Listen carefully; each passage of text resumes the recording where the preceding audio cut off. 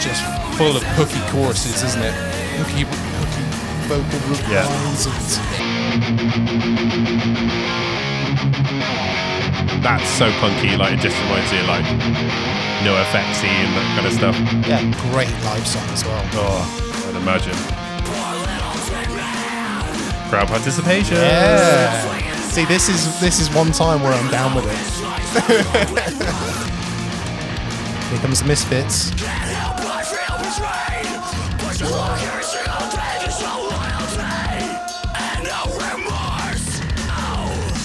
With the bass as well.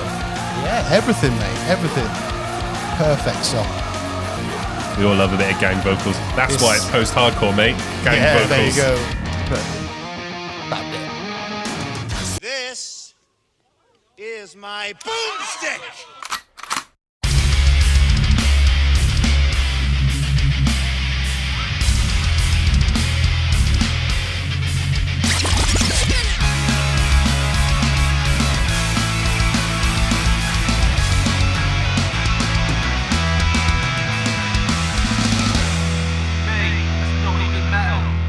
Hello, welcome to the Monsters of Metal, and you may notice that today is a little bit different.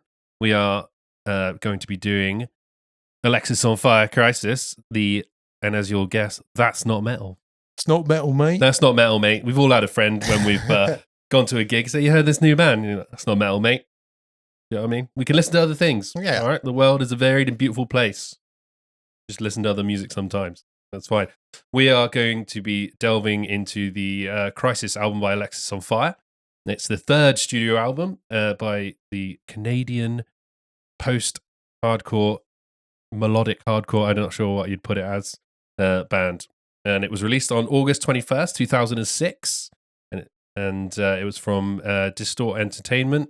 It made number 1 in the album sales in Canada. Yeah, it went pretty high in Canada, didn't it? What's that all about? What's it all about? About. As Terence and Philip would say. They recorded it at Metalworks and Silo Records in February, March 2006. Yeah. With Julius Butty producing it. The rad name. Butty? Julius Sounds Butty. very Welsh, doesn't it? Yeah. Hello, Butty. And yeah, this is the album we're going to do. And I added this little bit in here that I thought was quite cool. Alexisonfire went on tour in Canada with September to October 2006 with the support from Every Time I Die and Cancer Bats. Alexisonfire, Every Time I Die and Cancer Bats. That is good, isn't it? What a tour! That I'd be there for that. There's like a cross pollination between those bands and like Billy Talent, Alexisonfire. Like they come up at the same. They're from the same area. Yeah, so they all sort from of Canada. come from the same time. Yeah, yeah. I know St. Catherine's area. I didn't realize Every Time I Die were from Canada. I don't know if they are. I don't think they are. But I know, like, I know Cancer Bats, yeah. Billy Talent, Alexis. They're all sort of like of the same era and from up there. Exactly. The Great White North. The Great White North. Yeah. They released 2 singles off this album. This Could Be Anywhere in the World and Boiled Frogs. Rough Hands was on later on, wasn't it? They released that one as a single? Yeah, I think so. I saw that was only 2 got released off of it. Boiled Frogs was the first one they put on their MySpace. Oh, yeah. They put it on the old MySpace. Yeah. Back in the day. That's it. Yeah, so we are going to crack on. Let's get that first song going. Drunk Lovers, Sinners and Saints. Let's do it. Let's do it. This is from our hearts. Society of support cards. We made some mistakes. We made some mistakes, but it's a long time coming. We get it in everything. This is from our hearts. Society of support cards. We made some mistakes. We made some mistakes, but it's a long time coming. We get it in everything. This is from our hearts. It's just loads of energy in this song. Well, and the whole album. The whole album, yeah. It's loads of energy. Definitely feels more punky than hardcore to me. Yeah.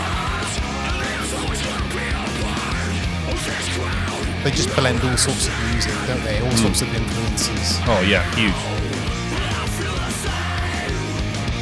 Those sultry, soft tones of Dallas. Yeah.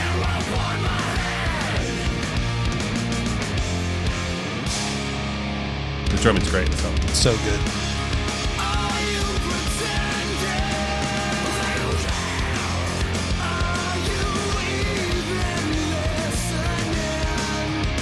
Great live song as well.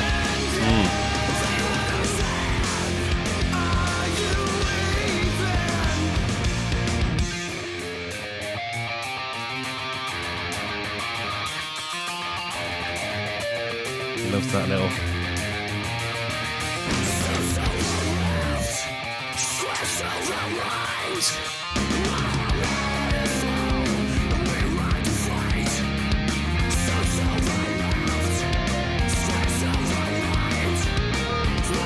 Hear that bass in the background.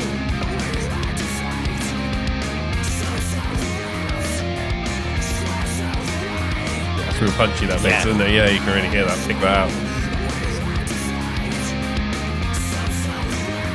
The little rundown he does on the guitar to go back into the chorus in a second. Like,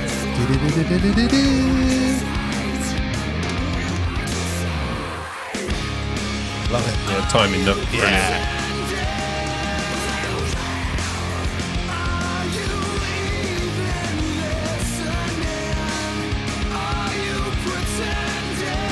Yeah, this album really lets their individual voices shine.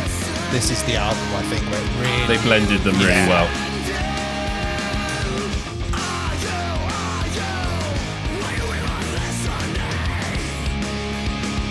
Yeah, each voice is very clear and concise. Yeah. It's mixed really well. Yeah. You've got like heavy, gruff, melodic. Yeah. It's very distinct, aren't they? Rough.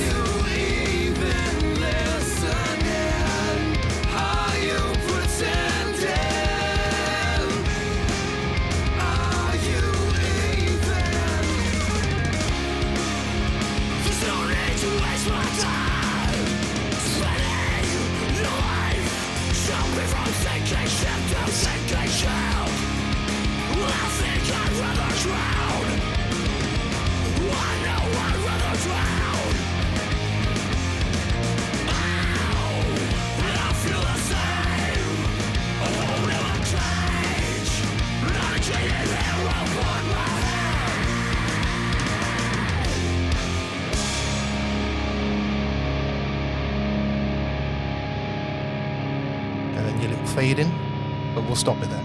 Yeah, we'll stop it there. Great track. Just a real opening, like real punch, real lot of, like you say, a lot of energy opening with that one. Even just the first line, all right, like with George's, all right, this is from our heart. You know what I mean, just straight in. Yeah. Just absolutely. And like you were saying with the vocals, like you can really pick out each individual singer. Yeah. Like they really bang it out. Mm-hmm. I think it works so well. And this album, they really pushed like not just Alice's vocals, they kind of really moved with George more as well, with the pair of them together. Yeah. Is it Watch Out?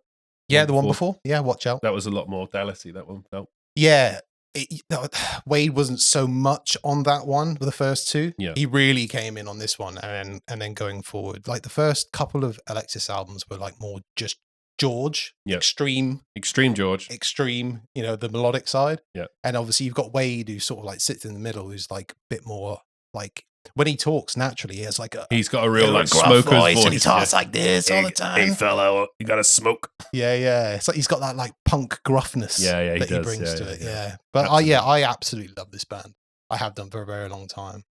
And just the vocals. I mean, the instruments and the music alone are amazing, but it's the triple dichotomy, if that's a thing. Triple dichotomy. I don't think anyone's ever said that. Triple dichotomy. Has anyone ever described Totally a post-hardcore band as triple dichotomy? Right. You let us But know. you know what I mean. I do know what you mean.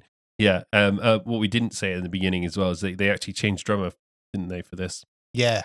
Jesse Ingevilitis. I don't know.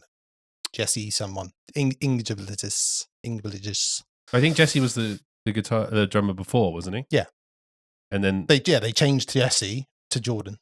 Yeah, that's it. Yeah, sorry. Yeah, so and when you sent me that video of them bringing out the vinyl collection and stuff, and they were saying like he brought a real energy drumming and like really brought it out. Yeah, Jordan Hastings or Ratbeard, as these Ratbeard affectionately known and called. That's what a name. So like we were saying, really like Really great blend. It's really well mixed. I really like the levels on this. Yeah. Especially the lossless side of it as well. Growing up, obviously listening to it on CD and MP3 gets a lot of it gets lost and stuff. But like when you can listen to it on vinyl or lossless audio, you can really hear the mix really well. Yeah, really great. The guitar side of things as well. It's very punky, but it's post-hardcore, isn't it? Yeah, it's very power influence chords. of punk. yeah. But just like I said, they all came from different bands, like totally different bands. I think Steel was in like a metal band, and Dallas was in like a hot punk band or something like that, and they all quit their bands, joined this one band. I think Wade was the one that like got them all together. Yeah, from what I read, and they evidently brought their own unique style of music to create this. Well, this album really like kind of solidified. Lovely mess. Yeah, this beautiful mess. Yeah, that's how I describe my life. A beautiful mess. Anyway, you got any guitar picks for us, buddy? Yeah, man. If you've been here before, and if you're new, this is how we do it. We listen to a song, we talk about the song, and then try and play some riffs. Martinez plays some riff. Yeah. Riffage. So they use a lot of like orange amps, orange rock verbs, and they use like a load of Marshalls and stuff like that.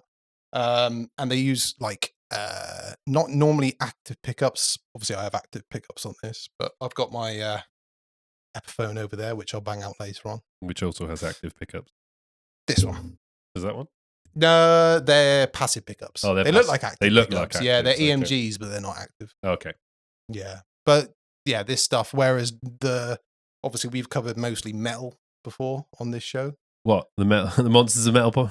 It is all metal. But hey.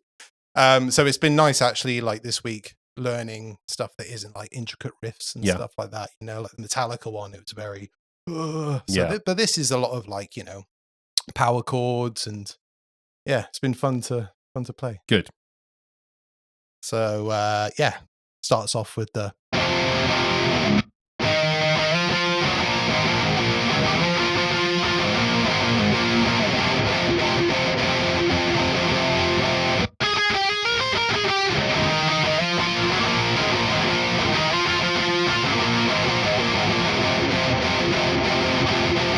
That bit's cool.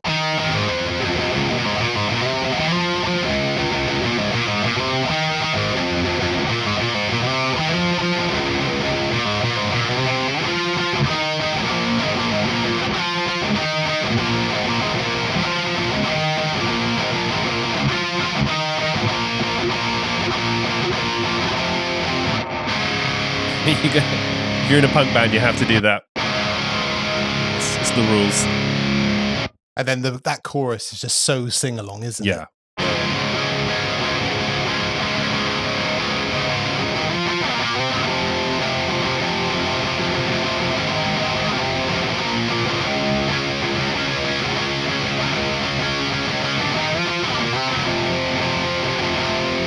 Yeah, man. Yeah, in regards to like the songwriting and stuff, they really kind of went for like the more repetition in the songs and stuff like that with the sing-along choruses quite a lot. Yeah. Do you know what I mean? Yeah. Which, whether you say it like it drives home a point in a song by repeating something, which you could say, but it just makes it so more sing-alongable. On one of the interviews I watched with Wade, he was like, he made a joke about the amount of songs that I've written with the whoa, whoa, whoa. Yeah. He was like, I love the Misfits. Yeah. You know, the whoa, like Boiled Frogs, whoa. Funnily enough, today I saw a picture of Wade, it's the whole band, but Wade is in the back with a Misfits wife beater and like dyed black hair and just looked like some weird emo in the background. Before he got his massive side bands and stuff like that. That next little riff with like the phaser, like awesome, like the wah, the.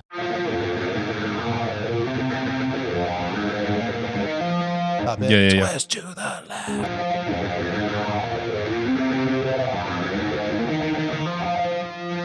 Squares to the left. Bring it right down with the.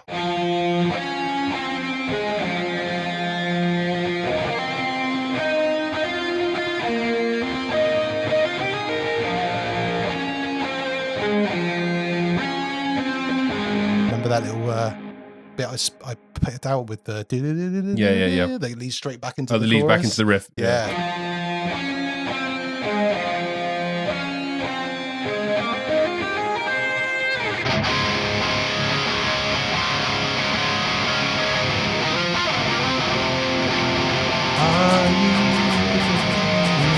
That little bit just bangs straight back in. It's so little quick sweep, isn't it? Like, yeah.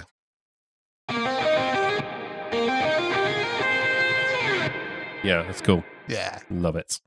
I was watching some of the live.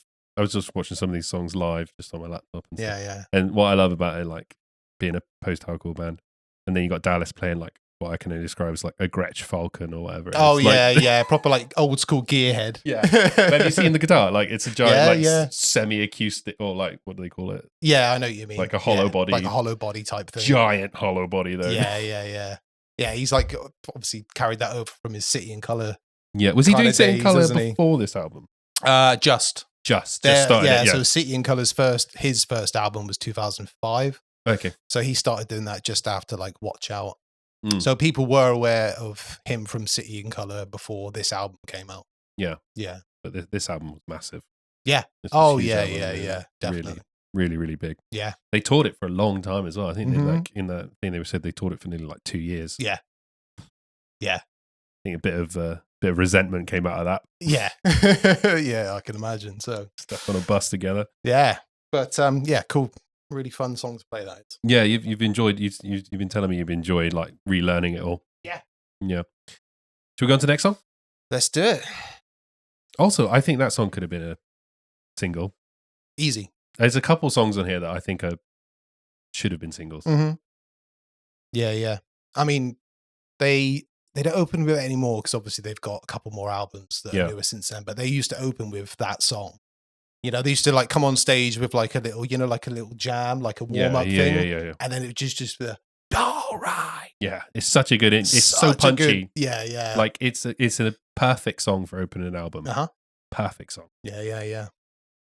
Shall we go on to the next song then? Yes. Sweet. This could be anywhere in the world, but you're in the monster metal, baby.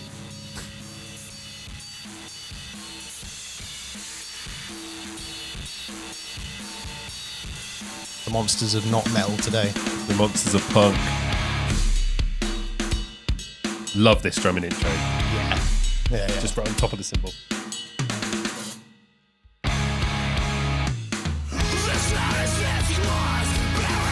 Really love the lyrics to this song as well.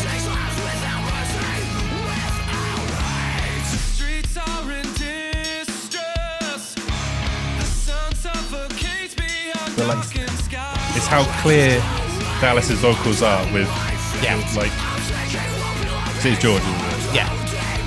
George Pettit. That's how you say it. Pettit.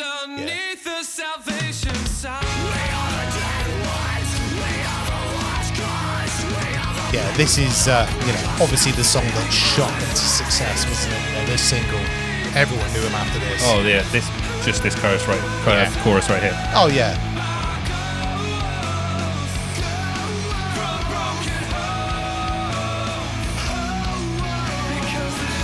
Yeah, as far as clean voice, like in metal, like clean vocals go, for me, Dallas is like arguably number one. Yeah, I know some people absolutely hate clean vocals in alternative music. Hey, there's a time and a place for it. And when it's done right, it's done right.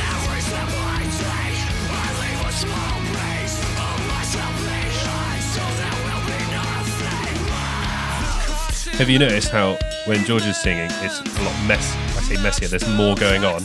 You go with the like chaos, and then when Dallas starts singing, it's almost like there's nothing else. But just him. Yeah. Do you know what I mean? It really, really adds to that contrast. Really adds to it. Yeah. Because you've got, rather than a riff, you've got the note.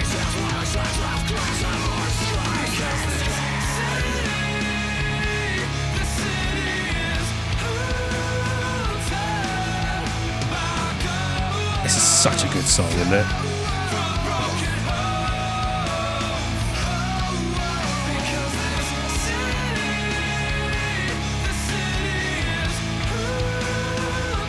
the lyrics are like, especially the George's lyrics, they're like really powerful. Obviously, it's describing a horrible place where you live. Yeah. You know, bad things. The sky's a juggernaut. All that type of stuff.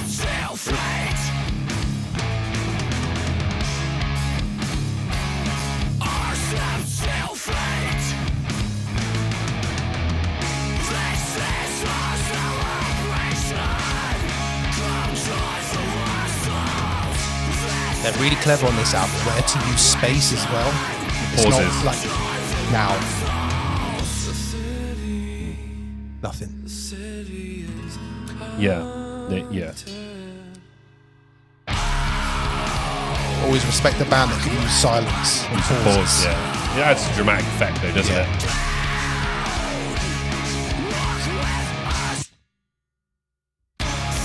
Again.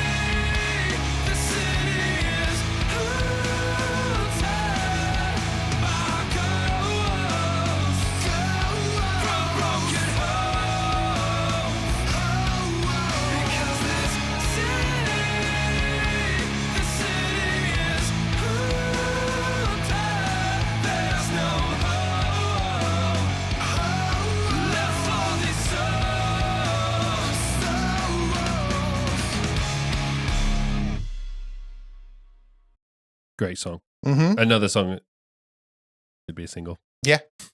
It was. It was they a had single. a video for it. No, I know they had a video for it. Yeah. They I'm did pretty have a sure video it was for it. I a watched the single. video the other day. Yeah. Yesterday. But yeah, great song. It's arguably one of the best songs on the album, in some people's opinion. Yeah, I love that yeah. song. You can sing it. Oh yeah. 100%. There are multiple great songs on this album. I couldn't say there is a bad song on the album. Personally, there are songs that I don't listen to as much as There's as definitely others, but yeah, that song there it's on on Apple Music. You've got like Post-Hardcore Selects and Punk Essentials. It's like it's always way up there. So the plays on that is, I can't remember, I looked at it the other day, it's like millions of streams. Yeah. Great song. So even if you don't know the band and you just listen to that playlist, like some people do, they just stick on a playlist. Yeah. You're gonna who the hell can't like that song and that catchy chorus? Yeah, there's a lot of people, like I would say myself included, I'm more of a song guy, or I like listening to, like, I don't listen to albums as much. I listen to albums a lot more now that we do this.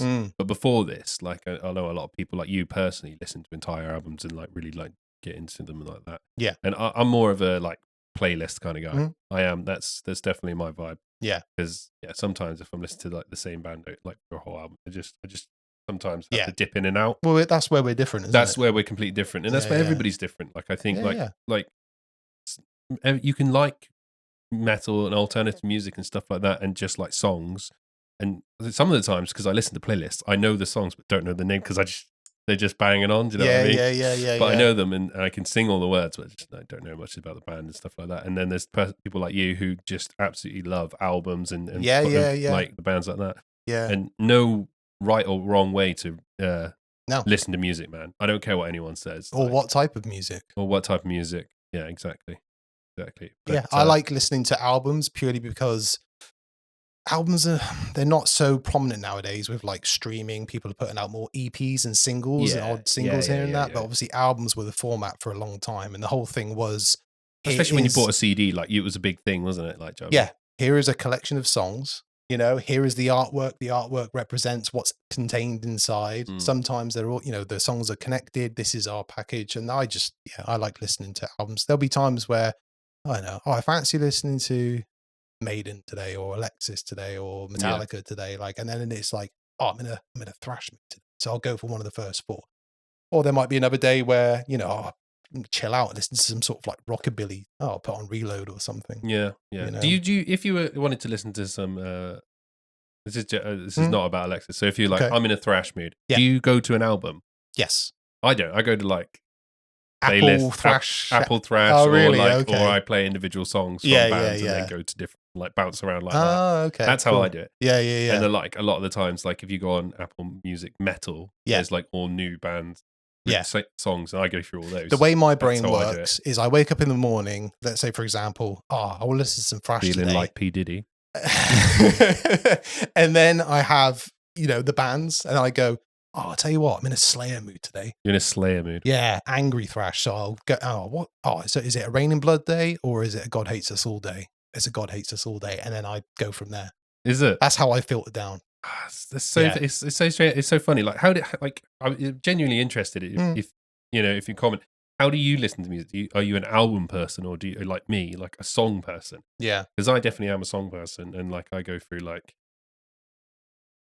sometimes I go on like for instance, Maiden. Say I was listening to Maiden, I go through like, because you can put the top played songs, can't you? Yeah, and then you can just go through and pick songs like that, and I pick songs like that usually. That's the way I digest music. Yeah, but obviously not now because I have to listen to albums for this. But the only time I ever really listen to like playlists on Spotify or Apple Music is if I actively want to listen. I want to find something new that I haven't listened to. I always go on the new stuff released. Yeah, I find quite a lot of music that way. Yeah, I bet. But yeah. Anyway, back to this song. Yeah, sorry about that, guys. A bit of a tangent. Yeah, arguably the most famous song that most people know from Alexis. Yeah, definitely. Yeah. So there's no like definitive talk about the lyrics and stuff like that from the band and stuff that I could find. Okay. But from what I see, it's like some people think it's about like the problems about where they live and stuff like that, and like the massive homelessness problem was one thing people kept harking back to. Under the Salvation sign, Salvation Army. Yeah. And like these lost souls. And the city is haunted by ghosts from broken homes and stuff like that.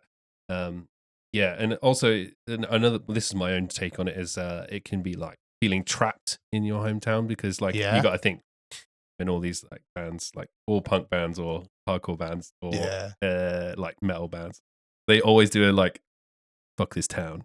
Yeah. Do you know what I mean? Yeah. We need to get out bigger than this town, man. It's kind of like this song's sort of on the same vein as The Kids Aren't Alright by The Offspring, isn't it? Yeah. Mark's is at his home because he's got no job. Just describing like how people have fallen off. And stuck in their hometown. Yeah, that's it. But yeah, this is I think this is describing it's painting a picture of a town that's broken, that's been worn down. Yeah, like I know it's like are they from Toronto? St. Catharines, which is that side of Canada. Yeah. It to me describes a picture rather than like the homelessness in Toronto is what some people are saying. It describes me like a small town where like businesses like kind of dried up type thing, and just like problem issues, stuff like that. They describe the things they see with regards to like, the homeless people that are struggling. Yeah. But then in the song also there is like metaphorical lyrics containing like, I feel trapped. The skies are the ground, the sky's a juggernaut, basically like I can't escape. Brick wall. It's good. It definitely paints a picture. It's clearly like we're both on the same page and the lyrics like that, and it does come across that way, that's for certain. Yeah. What you got first? Interesting way it starts off, especially with obviously it fades in from the last song with just the drums. Oh, I love that. I love that intro. Everyone, what's coming. Yeah. It's the cymbals. And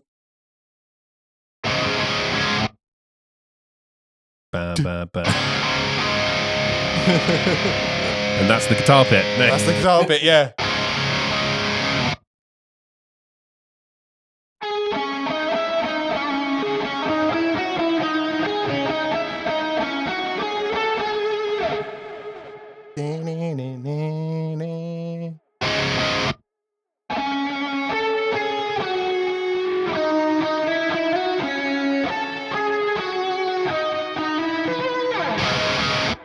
Into the big chorus.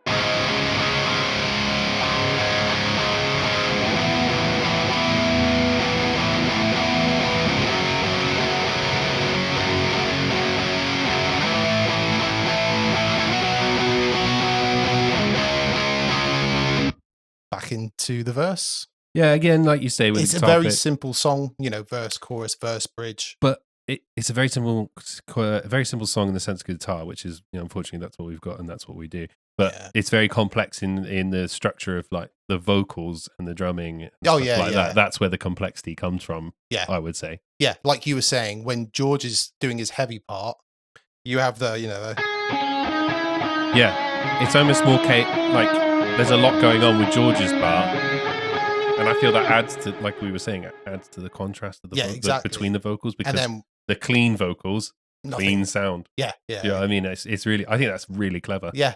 I think that's really clever. Yeah. And then you've got the bridge part, you know, I love that little.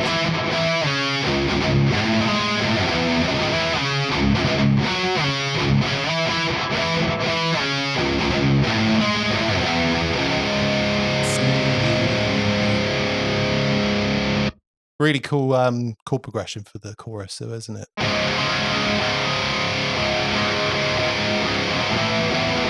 Yeah.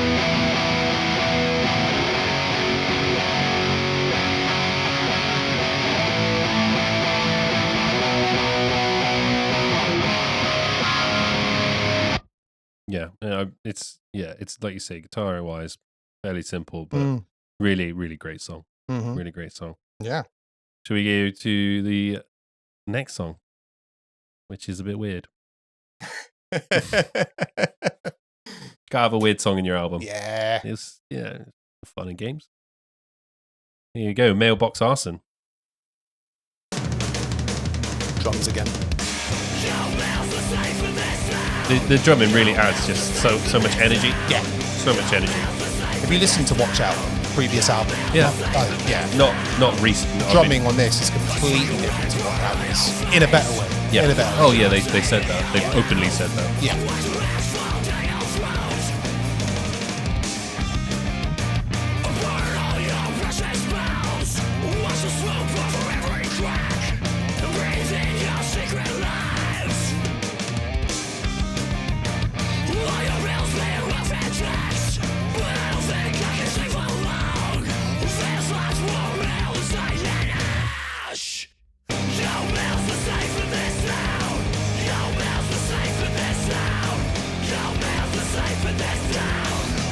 Your mail's not safe in this town, mate. What, Royal Mail? No, it's not.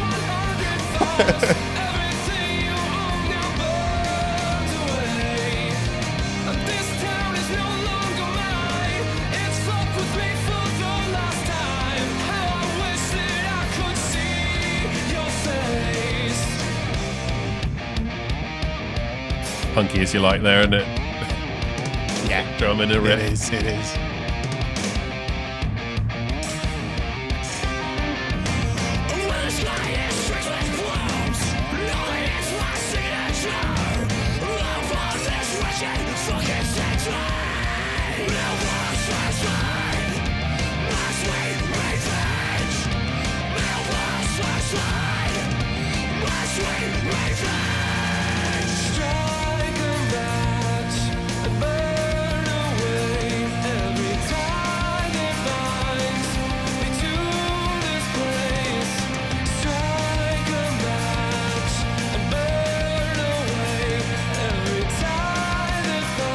Bit of reverb in his voice there. Yeah.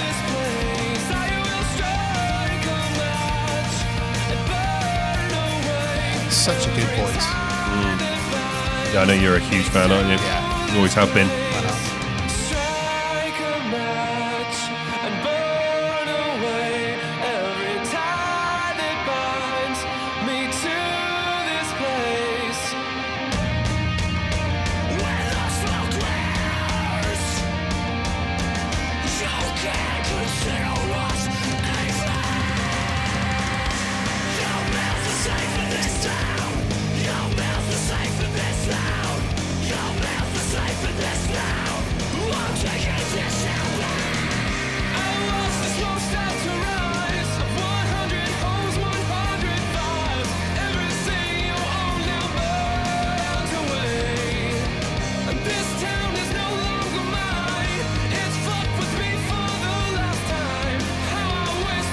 Again, not happy with the place you live, or the surroundings, all the people in it.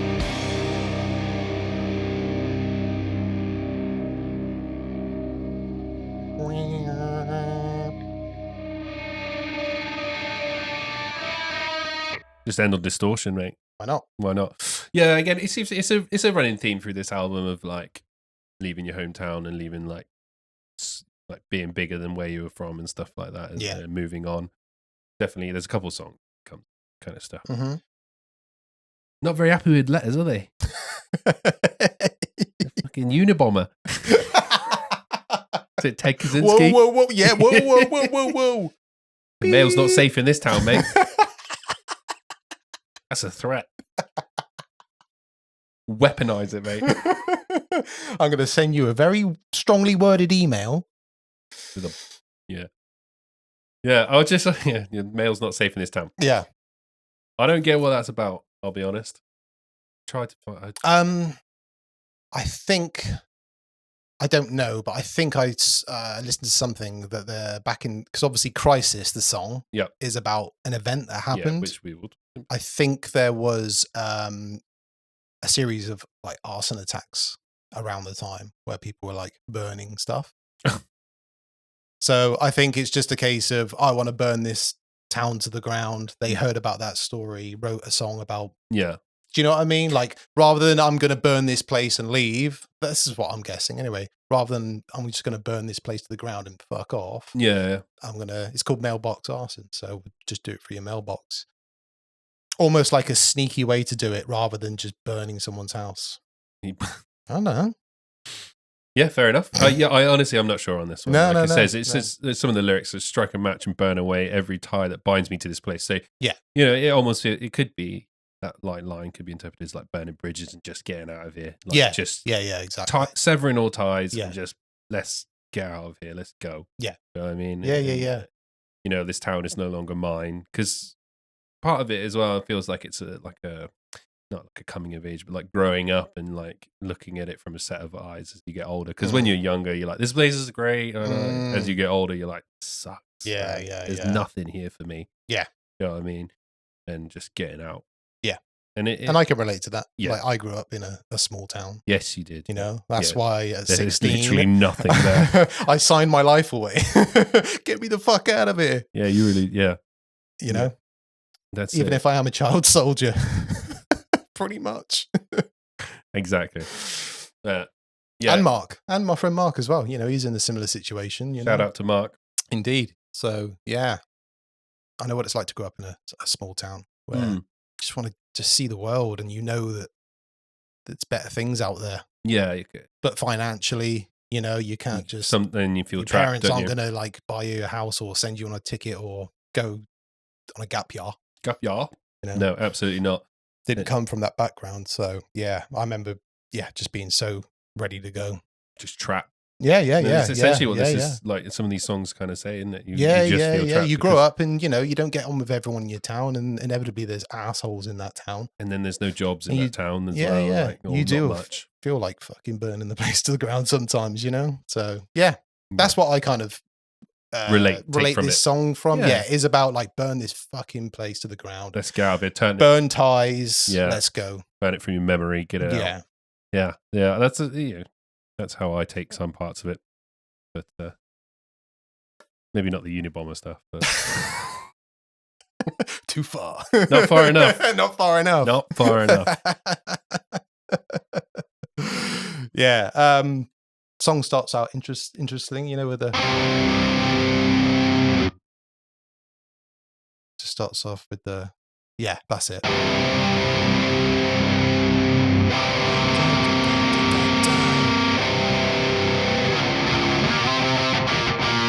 I like that riff.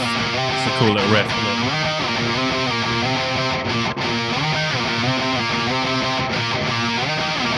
it? Into the...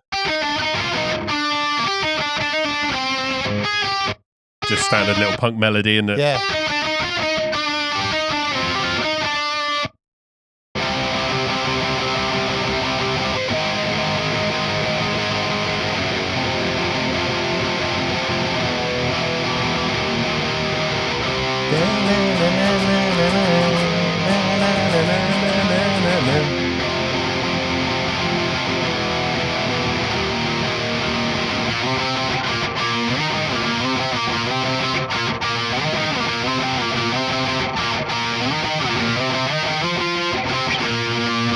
Strike a match.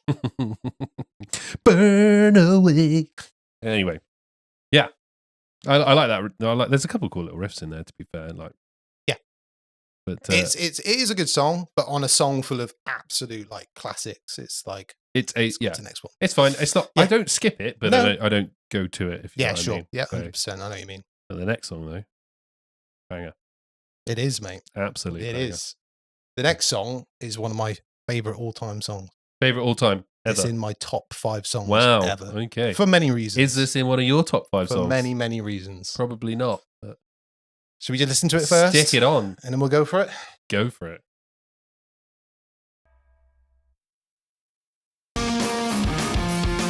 Such a... when you know the riff, like, do you know what I mean? Yeah, you just know it. Yeah.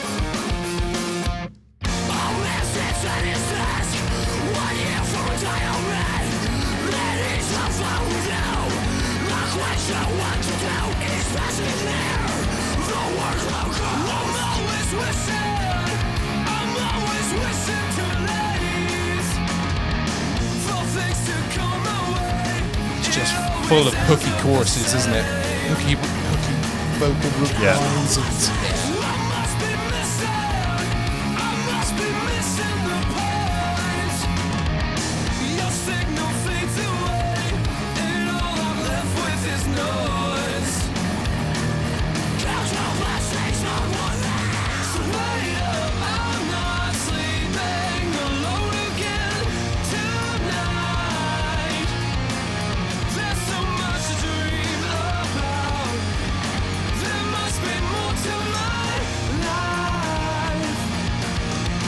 Great live song as well. Oh, I'd imagine.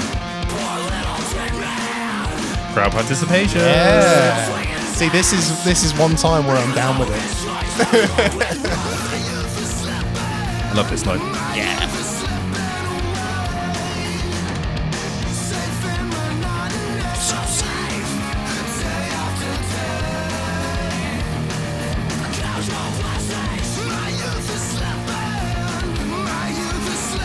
That's Wade, isn't it? Yeah. I love that he's got like a proper bit.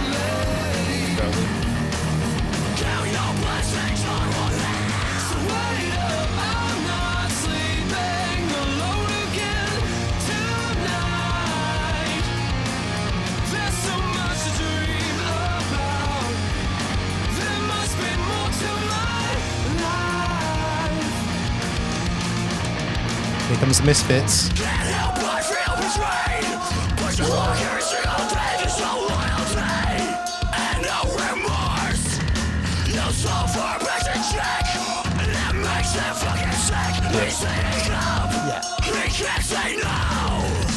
With the bass as well. Yeah, everything, mate. Everything. Perfect song.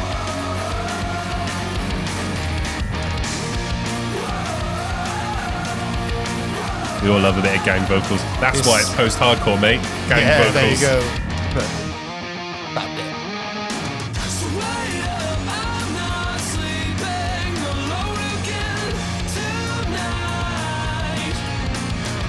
Just like an amazingly put together song, isn't it? Oh yeah, yeah.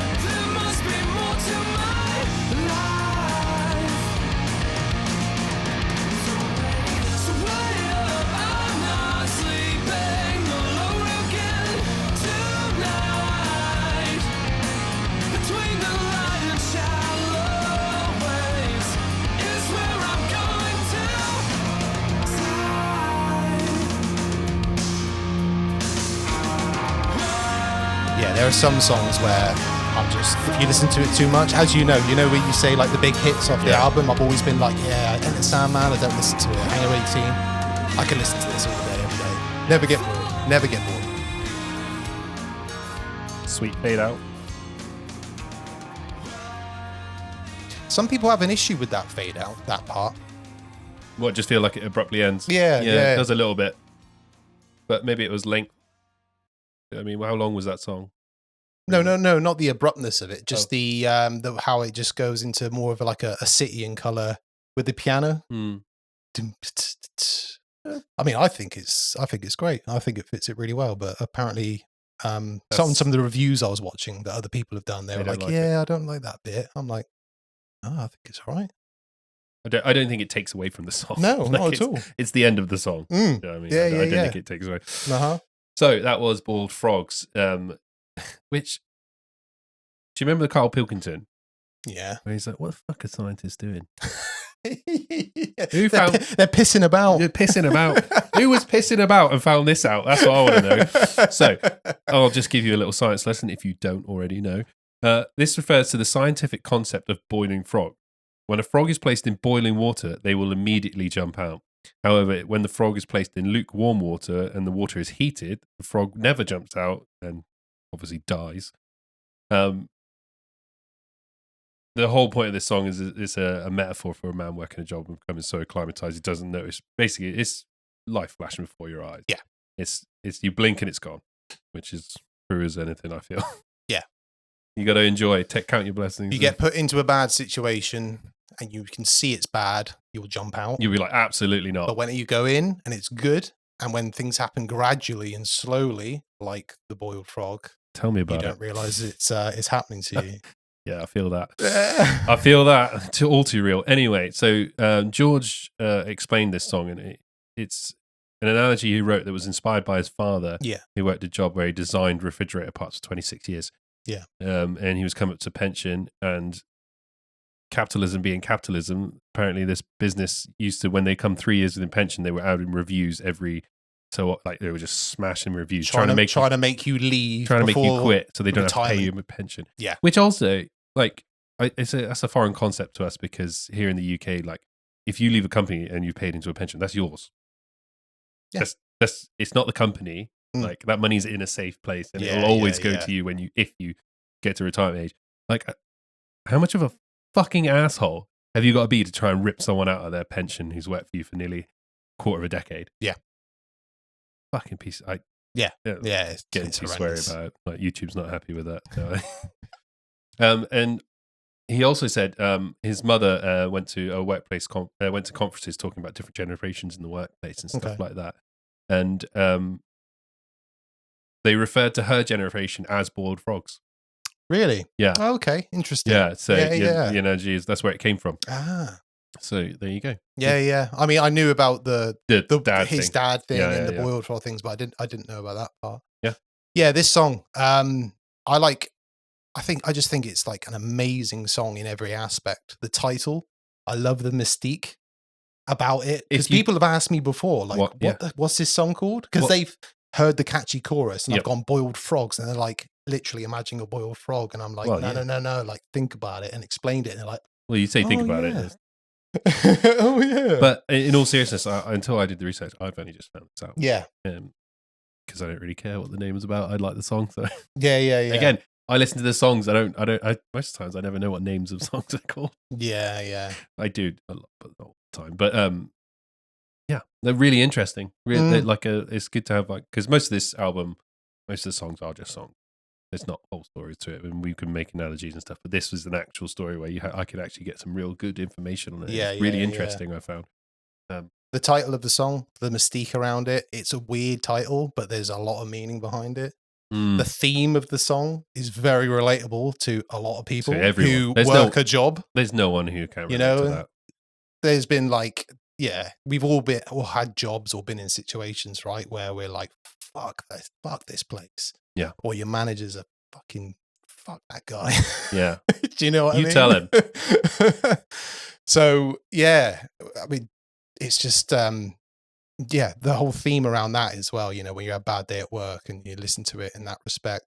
Musically, I mean, you've got the whoa, you've got the clap along. Mate, the riff. It's just I think I don't know what it is. All different sections of it, like, are so individual, but they like work so well together. Yeah, work so well together. This was the first song I knew of Alexis as well.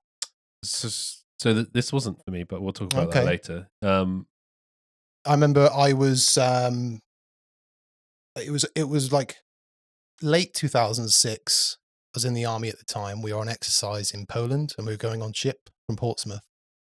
And obviously, this was before iPhones and back when you had the iPhone Classic and Apple Music and stuff like that. And I think it was just before. Do you have your iPod Classic? That beast. That beast. That thing was for you forever. But it was before we went away. It was just before Crisis come out. You know, you used to get like Metal Hammer. You used to get CDs with like upcoming music, and it was singles that were upcoming and stuff. Yeah, nice. I remember I was in Portsmouth. I ran in. So I used to buy Metal Hammer all the time in Kerrang and stuff. I went in and brought a Metal Hammer. That was really your only way to kind of find stuff like that out, wasn't it, really? Well, it was one of the main ways. I mean, MySpace and YouTube were I never used MySpace, man. I never used it. So I grabbed that magazine and it was like, you know, Metal Hammer, you know, up and coming like bands and new albums and stuff. And I had the magazine. I just had the CD just shoved in my bag. I was away for like 3 months. I was with Mike, actually. Mike was on the same exercise. Nice. And I showed him this CD as well. So I used I had my iPod Classic with all the music on there. And you're like, oh, listen to something new. I pulled that CD out and I was like, oh, I've got my laptop with me because we used to like watch DVDs and stuff on it. I just put it in there. And then Boiled Frogs was the song on there. And I was just like, this is class. What the fuck is this? This is amazing. Yeah. Come back from that. Crisis had been released. And then just, went from there. Yeah, exactly. Loved the band. Went back from there. Been a fan ever since, really. Yeah, and it was just a huge song, isn't it? There's just to the point where you even forget that you have like... Yeah, of course. I forgot you had that. Yeah, man, of course. We're so familiar with each other with our tattoos and stuff. You forget you have like tattoos of bands. The old shit. Yeah. We both got the Misfits logo on our thumb, haven't we? Do. Yeah, Nerds. That's it. But yeah, this song is just about how, like, you know, workplace, they don't give a shit about you. No. Just remember that if you're watching this, they don't care about you. They'll replace you in a second. Yeah. Just don't do any more than you have to. Have you seen the video for this? What is the Boiled Frogs, the video? I probably have, but I didn't. It's a really cool video. So they all play people that are like trapped in jobs or in a system. Oh yeah, isn't Wade in prison? Wade's in prison. Yeah, that's it. So he's trapped in prison. Because I remember watching like the really cliche bit where it's just like walking around, past and then the fence just like. Ugh. A cold wind blows off the lake, and he's walking past the lake. Hey man, it's a metaphor. You've got Steele who's swimming. So he's like trapped underwater. Okay, yeah. Dallas is working he's like checking boilers in a factory. Yeah, factory. Fine. He's like walking around with a clipboard. George is working like an office job. He's trapped in an office. He's on a chair, just get me the fuck out of here. Yeah, man. Yeah, so I love everything. Like I said, man, this is the song. This is one of my top songs ever. It's in my top 5 songs ever. I could sit here and go into loads of stuff about it, but yeah, I just really like this song. It's a great song. Yeah. Great live song as well. Yeah. It's always like the second when they play now, it's always like the second in their set. Really? I always thought this would be like second to last. Or no. It works really, really well because they normally like will play Old Crows, Young Cardinals. See that? I love that song. That's the song that introduced me to this. Yeah. That's the album that I got into. And then Jordan will do this thing where he like they'll finish the song and then it's dun, dun, dun, dun, dun, dun, dun, dun, dun, dun, and then obviously just come in with the and it just you can that big slide. You can see the crowd when they play live. You can see them the second song that it just brings them all. Oh up. Yeah. I would love to live, but are they still touring? Are they like they are? Yeah, because I know they. Yeah, I saw them last year. Oh, you saw them last year? Yeah, me and Sin Evil. Oh, nice. Yeah, I know they broke up for a bit of bad blood, didn't they? But I think they've they buried the hatchet and all kind of got back together, haven't they? Yeah, they released an album in 2022 called Otherness. Oh, you sent it to me. Yeah, I haven't listened to it yet. Yeah, it's a good album. You said it's good. Yeah, it's a good album. Different, but it's good. It's got their old stuff, but it's also got a load of new elements. I thought that was good. Boiled Frogs and a load of new elephants, mate. New elephants, yeah, that new song. It's a bonus track if you've not heard it before. What do you mean you don't know what a load of new elephants means? Scientists fucking around again. Anyway, we got the Ep10's out, eh? He's back. Oh, baby. He's back. Get him out. Oh, what you got for me? Yeah, so most of this album, they play in drop C sharp. Drop C sharp? Yeah. So, you know drop D? Yep. They just tune it down another half step. Doesn't sound like, I don't know why, but when I assume like drop C, I think of like Isn't Slipknot like in no, it's in like B. It's in B. So like drop C is Amon Amarth, Children of Bodom, heavier bands. Black Label Society. Yeah, heavier bands. Which so that's there. Across. And then you have drop D, which is like Rammstein, Papa Roach, New Trivium metal. On their older stuff. Yeah. So they're like in the middle. Oh. Yeah. However, Boiled Frogs and Keep It On Wax are in just drop D. So they're up another half step. Oh, okay. Hence the why I've got another guitar out and not faffing around. Boo. Yeah. 10 minutes of the YouTube video, people are watching us just tune. Everybody wants to hear that. Anyway, let's go. Come on, I'm sure you've got plenty of parts here. Yeah, that the main riff's really cool, isn't it?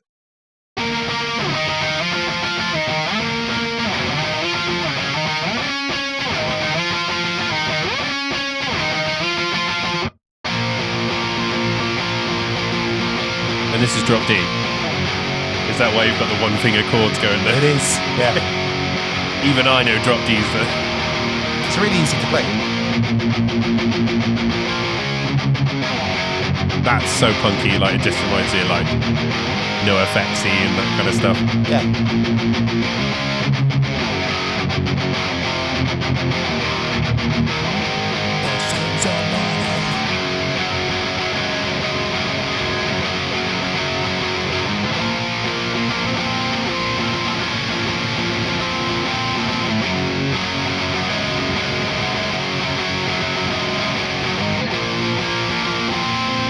That bit they do though.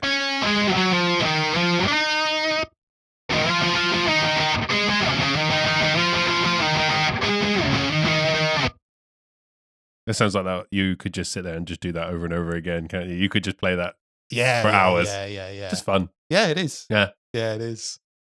Yeah, it's very, very punky, isn't it?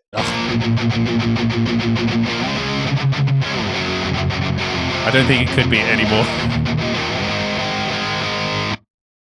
Yeah, but that intro riff, you know, so they play different parts, like in other songs they play different parts, so it like lines up into a riff, if you know what I mean. Yeah, okay, yeah, I know what you mean. So it's like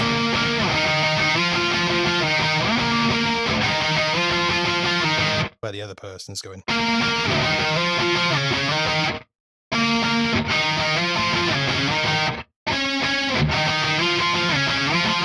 Yeah, so they're playing that kind of the same thing but different. Yeah, when you listen to it in your ears, that's playing that. Yeah, of course. Yeah, I know what you mean. Yeah. The that bit where I told you where it's just the guitar, and then it just goes smash into the main riff again. You know?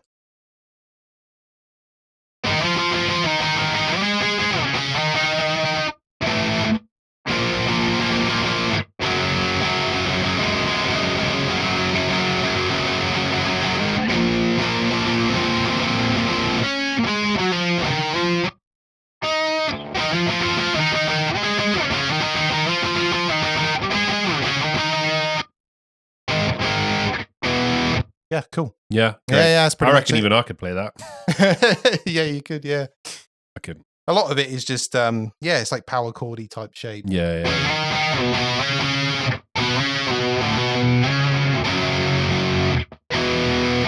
And then obviously, you've got your drop Ds.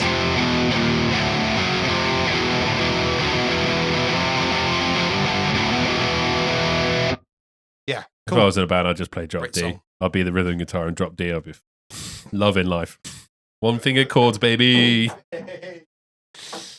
Yeah, so what a song.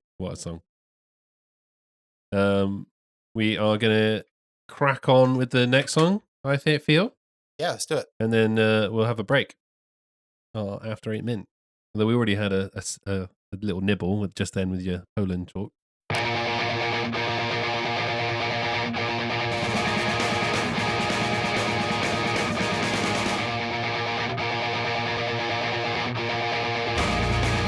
Awesome lyrics in this song as well. Mm-hmm.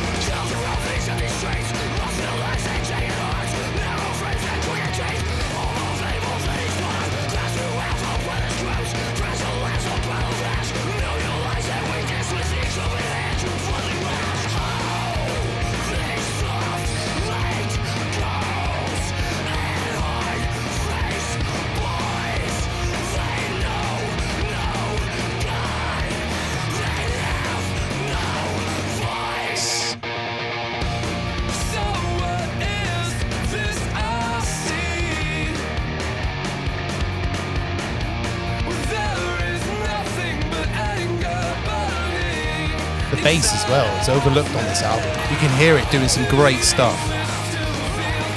I'll be honest, like I have overlooked. Yeah, I have. It is doing some great stuff in the background.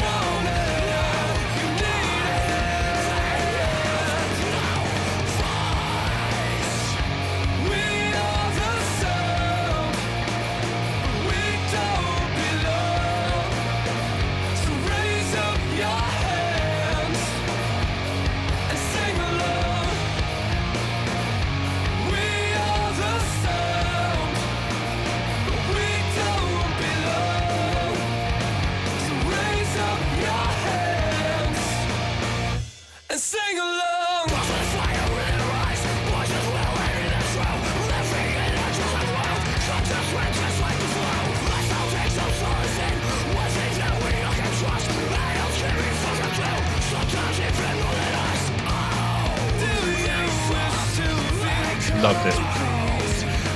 At the same, like, yeah, in that ear and then in that ear. But at the same time, the way they dropped George's vocals, because obviously you can't have his as loud. Gang vocals. The bell. Yes. Yeah, there's your hardcore side, isn't it? You can imagine now, like. Mate, we've all been there. Yeah, we all done it. We've all done it. And then smash a glass afterwards, remember? Yeah.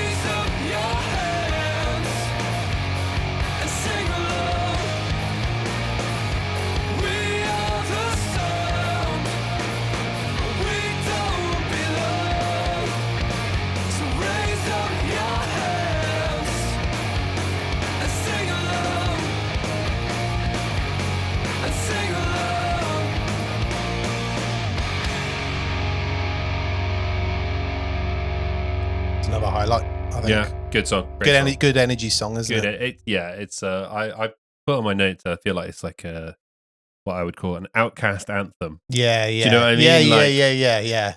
In stand up, we don't belong. Yeah, we are the sound. Do you know what I mean? Like the real stand up and be heard type thing. Yeah. You are part of a bigger thing. You know what I mean? There are people like you. Stick it to them. That's what that come across as to me. Mm-hmm. Do you know what I mean? Yeah. 100%. I haven't really got many notes on it other than what I said. Well, yeah. There's not much to say about it, I feel, but great song. It just sounds like, an Outcast song, doesn't it? Yeah. With the way they describe, the people in there, the heart-shaped boys, we know no love. That's it. We have no God. Yeah. Basically, it's like, you think we are, that we're godless and that we are pieces of shit, but, we're not. Yeah. We don't have a voice, but we're not. It's like the Outcast type of thing, isn't it? Yeah. The underdog. Yeah. That's it. Mm-hmm. Musically, awesome song. Yeah, music, and like I was saying when they were playing in the part with George and Dallas at the same time. Yeah. Like under like you've got the guitar and the drums going duggadun, duggun, duggun, duggadun, and then you've got George in this one going, we have no light. Yeah, with Dallas in the right, sort of doing it works. The harmonies. Yeah. I really like that. I think it's quite clever. Yeah, the way they put that together. Yeah, produced so well. It really is. It really is. So well. Yeah. Get on, buddy. Apparently, the studio that they recorded in, it's like one of the premier studios in Canada. It's produced like a lot of decent bands. Well, apparently, this guy who they recorded with on that video we saw, he'd worked with like Deep Purple. Yeah. Who else? Rush. Yeah. He's done a lot. Mm-hmm. And they were saying like when they recorded it, they were able to use references from music that he had recorded, and like we want that kind of reverb on that song, and we want this, and he was able to just the production on this album to their previous album, it's like night and day. Yeah, the old album sounds great, but this is it's the old third album, isn't it? Yeah, the first album gets you going. Yeah, second album people pay attention. Third album's the one you gotta where you got a bit of money and you can like really put it to use. You know what I mean? And this album's the one, isn't it? It is. It's great. Not too much on the guitar for this one. It's just a very just sort of punky song, isn't it? Yeah. But the energy's really cool.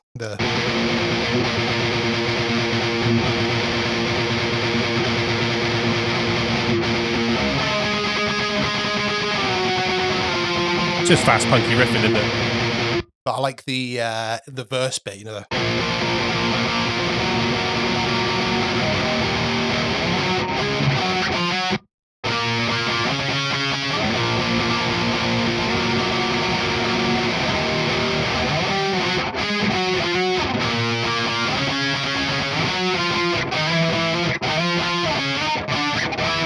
Yeah, you get the picture.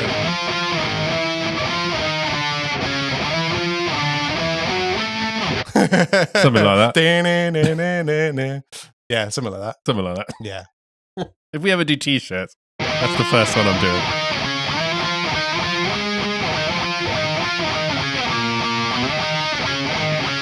Yeah, there you go. Hey.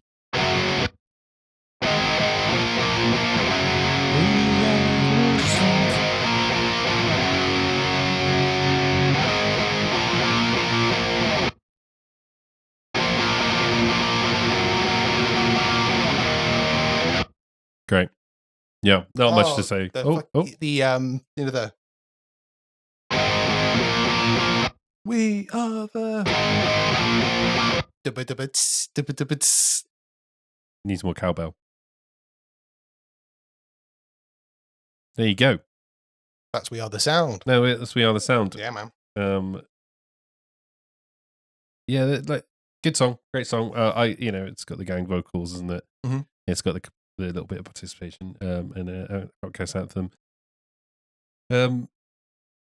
That's it. That's all I've got to say about it, really. Mm-hmm. Good song. I do like that song. But let's move on. So, interestingly, this next song, You Burn Fast. Did you want to have a break now, like you said, or do you want to? We're gonna do it after this one. Yeah, after this. Okay, one. Cool. Got it written. Let's see. Oh, there he is. We are the break. We are the. We are the end. We are the sound. We are the break. Right. Should we listen to it first and talk about it afterwards? We're going to talk about it afterwards. Okay, let's go.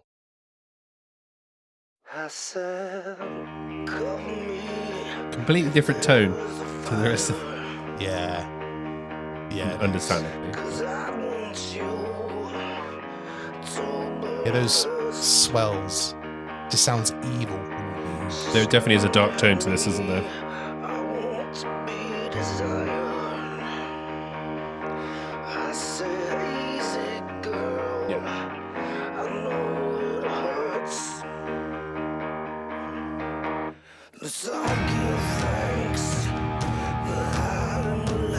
Very angry song. I like it.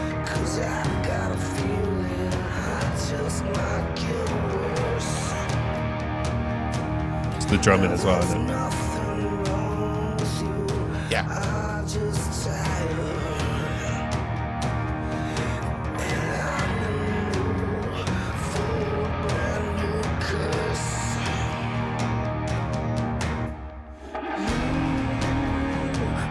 A little bit where you think it's going to just kick in like... Yeah. Oh. It has stepped up. It's progressively stepping up. But It's going up. It's like getting to a boiling point, isn't it? It's about to like teeter over, isn't it?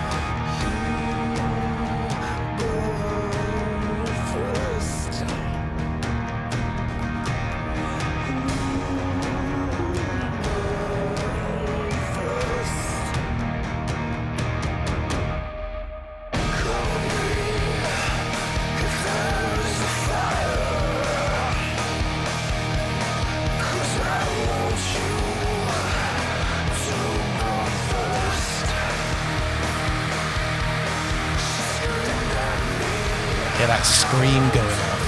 Yeah. As he says, she screamed at me.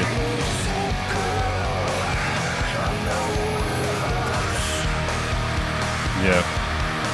To the left.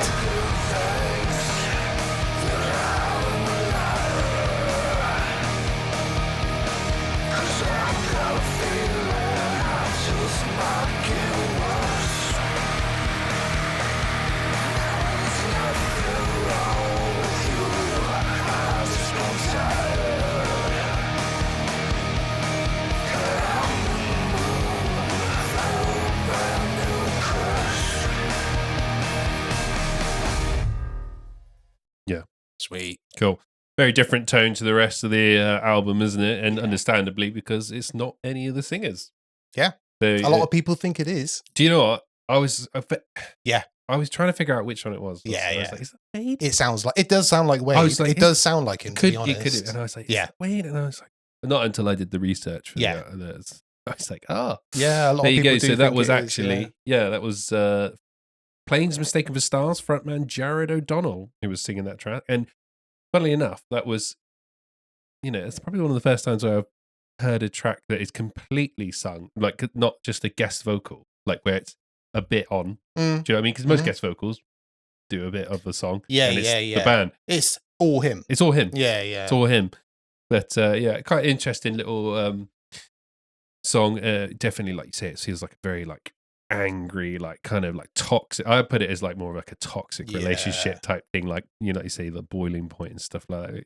Very passionate, but very just it's like later on when we get to Rough Hands and talk about that, it's about like complacency in a relationship, isn't it? And not paying attention and not being desired. There you go. It's like she screamed at me, I want to be desired, and the guy's just like lost interest, and it's just like and he just listen to me. And just it works both ways, Yeah, that's it. And but it does. It's like a breakdown of a relationship, isn't it? It almost feels like, when it's got to the point where it's so bad, it's like, you just hate I would not piss on you if you were on fire. Yeah. It's that type of thing, isn't it? It's you just, burn first, you cover me. Yeah, it does feel like, when you break up and there's just nothing. Yeah. Just hatred for each other. Yeah. You're like, we've all been there. Anyway. Yeah. Next week on Ricky Lake. Any guitar parts for you? It's just pretty much. It's so like mellow, isn't it? It's just 3 chords. Yeah, there's not much to it because it's more the what works in that song is more the atmospheric and the slow build and the drumming, like yeah. There's the guitars take a real backseat at that, don't they? Yeah, it's pretty much. I think actually it's more of the story that is the or the atmosphere. The atmosphere, with the slow. It starts off really smooth. Yeah, builds up. But just eerie, isn't it? With that like kind of ominous tone. Exactly, until obviously it builds up and it gets to the breaking point, boiling point, and it's just.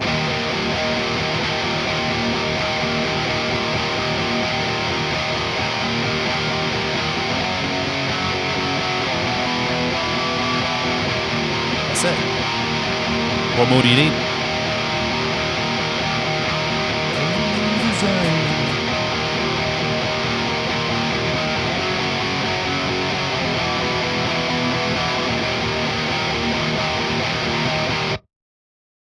There you go. Was that good for you? It was good for me. Hey. Anyway. Cigarette? Do you smoke after sex? I don't know. I never check.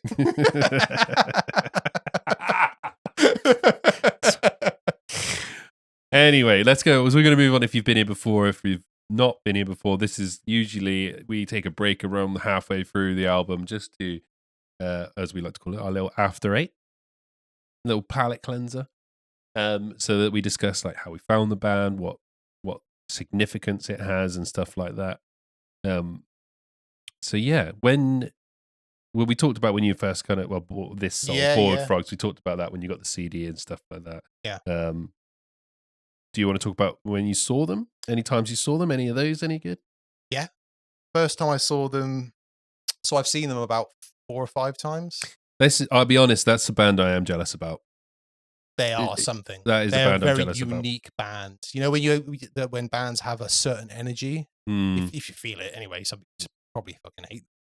But if you feel their energy, like they are definitely I think George is a great frontman. Unique band. I think he's a great frontman, like energy. Yeah.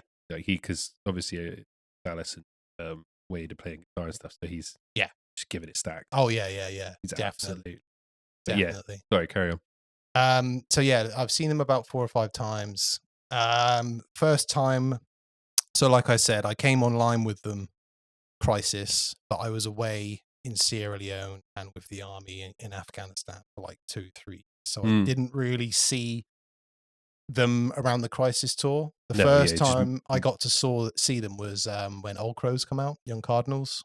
So that was 2009. Yeah. That was, I think they released that in like June 2009. And then, I saw them that following year. The following autumn. So I think it was like October 2009. The first time I saw them was up in Bristol. Nice. Colston Hall. No, I never. No. It's not a big there. place. It's like quite an intimate venue, which is really cool. And that was the first time I saw them. And how many people do you reckon it? How big, roughly? Thousand. Couple thousand. Yeah, nice. Yeah. That's a good size. Yeah, it's like just smaller than the Phoenix up in Exeter. Yeah. So it was quite not big, isn't it? No. But yeah, Colston Hall, the way it's set up is just like not massive bands play there really. So they were just hanging out outside. I got to meet. Oh, did you? Yeah. You got to say hello. I got to meet. Yeah. So I got to meet George, Wade, Dallas, and Steele. Sound? Yeah. Will they sound? Yeah. Oh, yeah. It's always scary. Yeah. Obviously, I was a massive Dallas fan as well from like the City and Colour stuff. Yeah, you were. Yeah. So it was really, really cool getting to meet them. The sound, like the way when you see them in interviews, like they are like that in real life. They are like really, really sound. Yeah, they seem chill.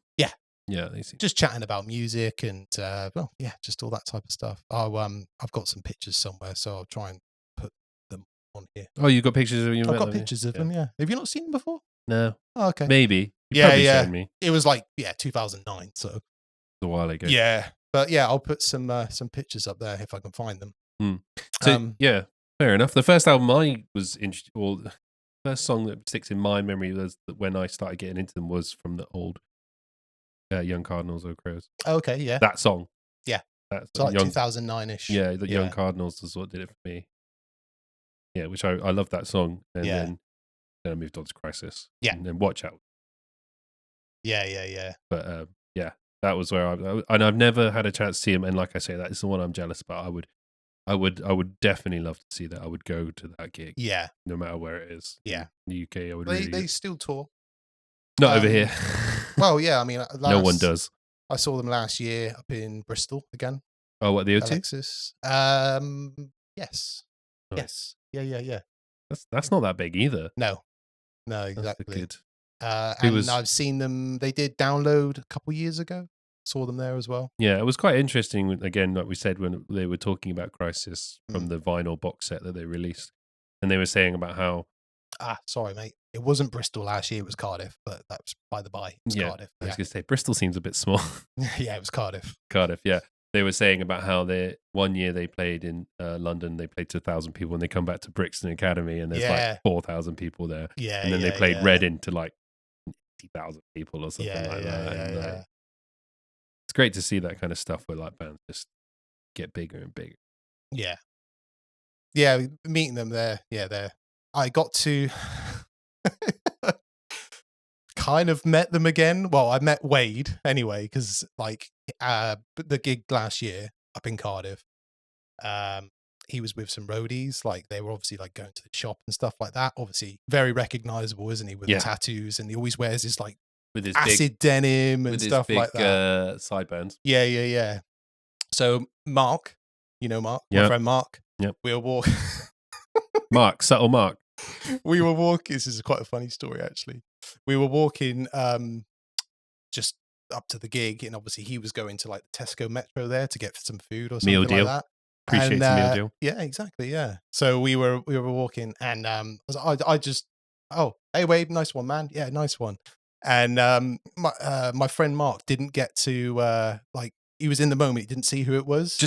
So he like walked past. He just said hello to me and then walked past. Anyway, about half an hour later, we went to a pub. We were walking back to the gig, and he was obviously heading wherever he'd been, back up to wherever they were playing. And we saw him coming down, and my friend Mark, he's quite he's a sociable person. He is a sociable person. Loves meeting famous people, and like tricks people into like getting into Jimmy Eat World's dressing rooms to pretending to be a roadie, but that's another story. So anyway, we saw Wade coming towards him. Mark goes up to him, and when you go to shake someone's hand, and it goes wrong. Oh, this was the worst. Mate, this is the worst one. So Mark goes, "Hey man, have a good gig. And he's like, oh, cheers, brother. Wade goes to put his fist out. Mark, put your fist out. Mark goes to shake his hand. Just goes. I feel like I forgot that, mate. I forgot that story, right? Hey, Mark, when you see this, because we know you'll see this, you're probably the only person who watches every one of our episodes. I forgot that story. So I texted him yesterday. I was like, mate, how did that story go? And he sent me a voice message back so you can hear exactly what happened. Right? Brilliant. I kind of want to play it. Are we allowed to? This is what I'm saying. Oh, we're allowed to play it? Yeah. So this is Mark. So this is my friend Mark explaining to me what happened on that day. Yes, mate. I approached him with my hand out. I said, hello, mate. Have an awesome gig. He went to fist bump me. I cupped my hand around his fist. We made eye contact. And I went, great. And then he looked at me disapprovingly. I let go. And I walked off.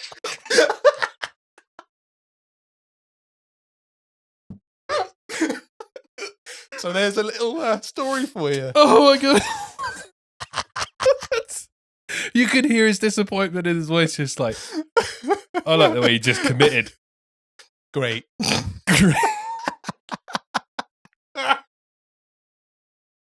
Oh man, I was dying. I was almost on the floor rolling. Did you watch it unfold? Yeah. You just stood there like, yeah. I was like, what is going on?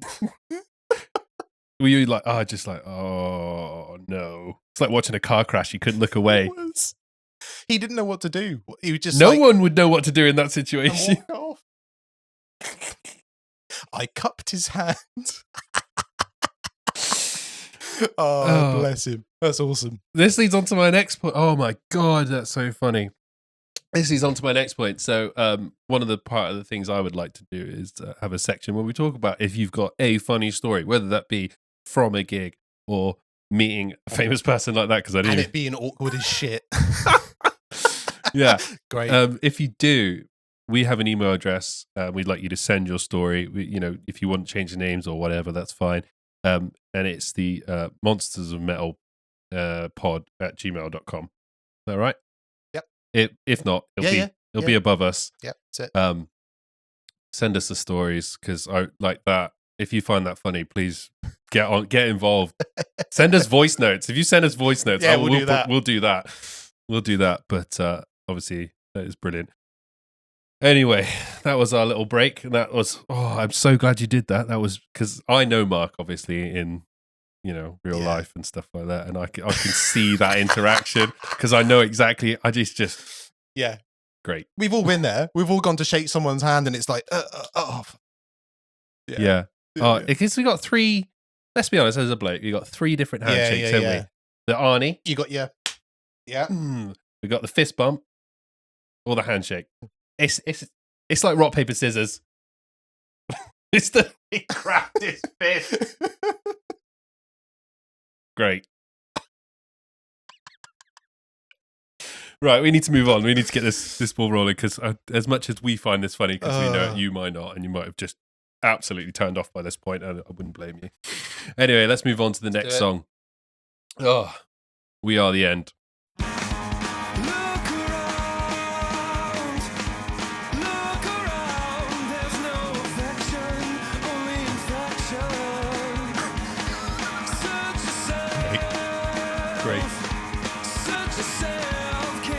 Great.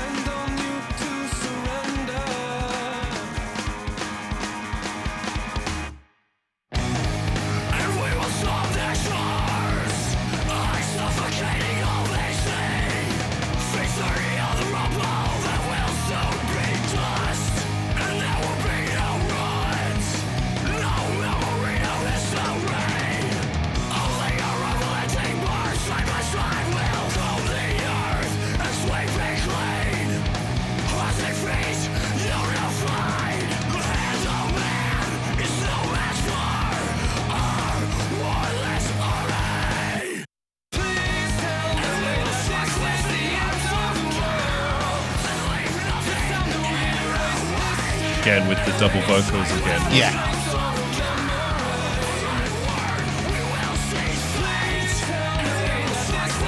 got George Can mostly over to the left and Dallas mostly to the right as well.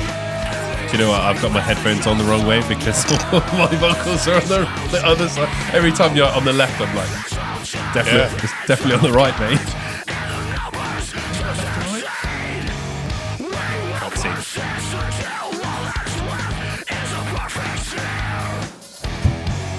There we go.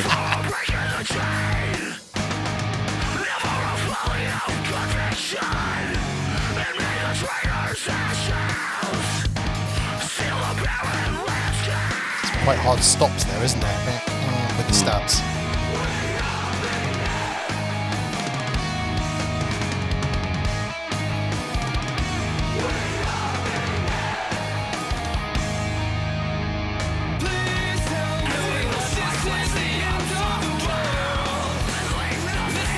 Must have been the leftovers from We Are the Sound.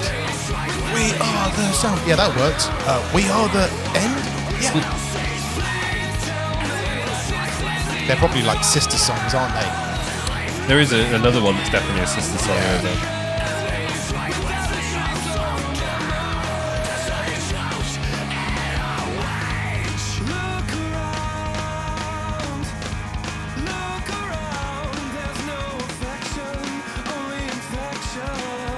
Cool lyric. Yeah, I was going to say I love that line. Yeah.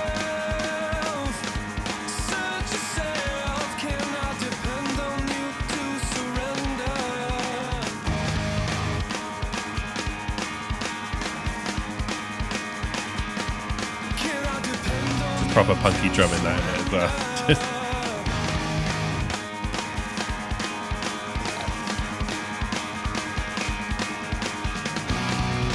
It's quite cool how no cymbal at all, just snare, isn't it? Yeah. It's like a paradiddle. Paradiddle. Good word.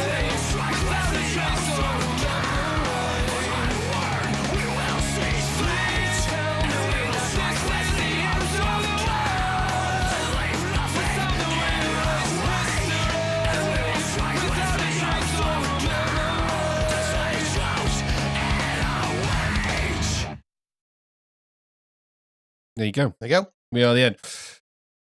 Good song. Not one I go to. No, likewise. It's just it's a song on there. Yeah, it's fine. It's not a skippable song. No, I just don't think it stands out. I would probably say it's a great song, but it's probably the least favorite on the album. Yeah. I'd say so. So in terms of like the what the song's about. Yeah. The song's describing about like the futility of human nature. They're like destroying everything in war and stuff like that and like just wiping the earth clean. Yeah.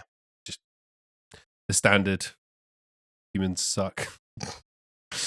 Some of the lyrics are, and we will storm the shores, eyes suffocate and they will see, feet sturdy on rubble and there soon be dust. There will be no ruins, no memories, no history. Just all about wiping it all clean. And there's certain parts in the song as well that literally are just about the extinction of human race. Yeah. Again, not much to say. Again, it brings in that part that I previously liked with the clean vocals with George underneath. Yeah. I do like that, especially when they're both at the same time. It's very clear in the mix that they bring George right down because I just don't think you could, like I said earlier, you could have those two at the same level. It would just be messy. Of course, yeah. It's always better to push the But clean. to have him there to create that dichotomy is just, adds a layer, doesn't it? Yeah, of course. And I do like you say, that paradiddle. Yeah. I like that bit. It goes on for quite a while. It does. Just that. It just keeps the song floating, doesn't it? Yeah. It keeps it floating along. Quite interesting, but as a song as a whole, not bothered much. I will listen to it, but I won't skip it. I don't think there's any like skipping songs, but yeah, I've not really got much more to say. Do you have any guitar parts or anything like that? Not really. Not really? No, not for that song, to be honest with you. Fair enough. Well, then we will keep marching on and go straight onto the title track of this beast. The Beast. Crisis.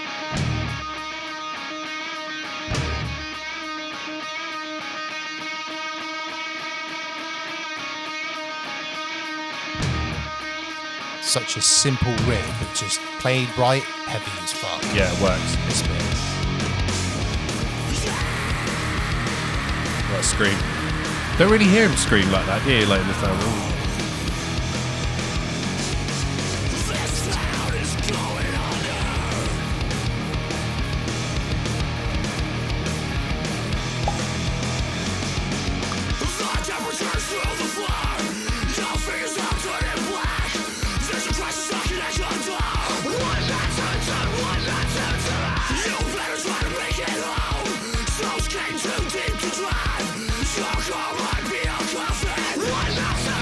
Your car might be your coffin.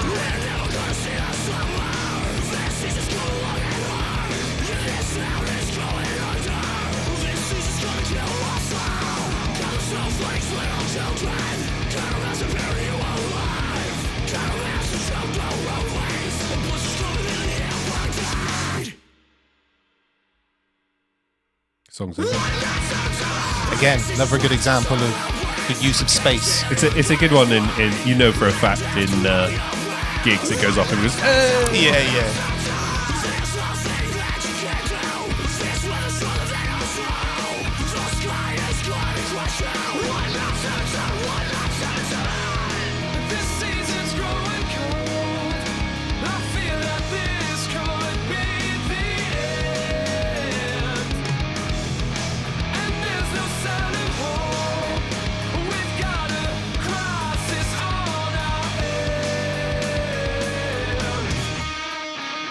Notice how that guitar riff there, it's like a siren.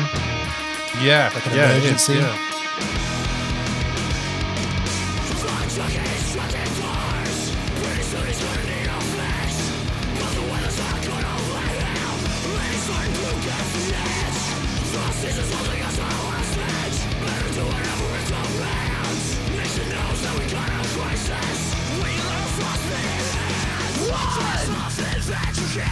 Vocals again.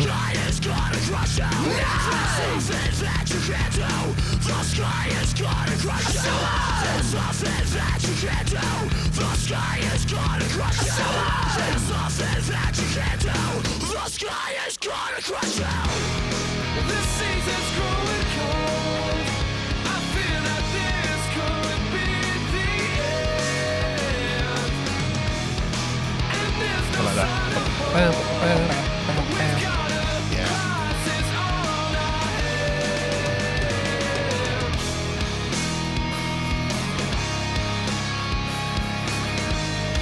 Closest thing to a breakdown.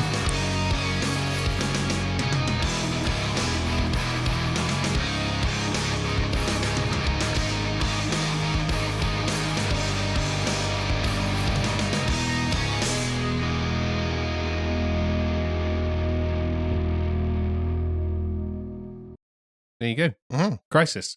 So, name of the album, the artwork, everything is all linked to the Crisis, and that is the Blizzard of 77, which was a massive snowstorm which buried the western New York State and South Ontario. The White Death. The White Death. Is that what they called it? That's what they called it, yeah. There's a book about it called The White Death. Only killed 25 people, mate. I mean, that's... Hey, 25 people, mate. That's, well... Yeah. Human lives. Yeah, okay. They'll hardly class it as the White Death, though. Yeah, you got the Black Death and the White Death. Yeah, it's a bit. I know who's a better serial. But in all seriousness, it was baddie. like a massive, massive storm that, like, for a lot of people in their houses, it was declared a state of emergency, wasn't it? And it was pretty bad. There's quite interesting lyrics in there. Is it "Little children count your snowflake"? Yeah, and like your car becomes your coffin type thing. But you got snow in your car, you are in trouble. Apparently, at the time, like people in Florida were like, suffering from cold during the time. Okay. When Florida's like that, it's bad up north. Yeah, it's not good. Yeah. There's not much to say about it. It's a good song. I do like that song. I like how they implement the theme of that into the song. Obviously, like I said, to me, that is like a siren. Yeah. It does, now you say that. It does like a drone. Yeah. Also, the artwork, for the album artwork and in the book and stuff, it's all taken from papers of the time, isn't it? Yeah. So the picture is actually the guy's hand who's got quite severe frostbite by the look. It's like serious burn. Yeah. So yeah, that's quite interesting. And in the book itself, apparently, there's lots of different photos and there stuff. Is, yeah. So over there. You got it over there. Yeah. There you go. We'll put the picture of the I'm sure you know the album, but we'll put the picture up anyway. Right. Yeah, I just wanted to say about the lyrical stuff in the song. Obviously, the gang vocals, they utilize not a lot of people pick up on it of what because they just like pick up a gang vocals, but obviously they're going 1, 9, 7, 7. Oh, 1977. 1977. Ah, there you go. I didn't pick up on that. There you go. Did not. 1, 9, 7, 7. Yeah, fair enough. But yeah, the lyrics are really cool on that song. Obviously, what you said about the school children, obviously, like the sky is going to crush you. Yeah. Like, yeah. Fucking cool lyrics, man. Relatively simple song. Yeah. There's a couple cool little bits. Yeah, but the main riff, not fucking the way they play it and the drums they put behind it just sounds heavy as fuck. Start off with the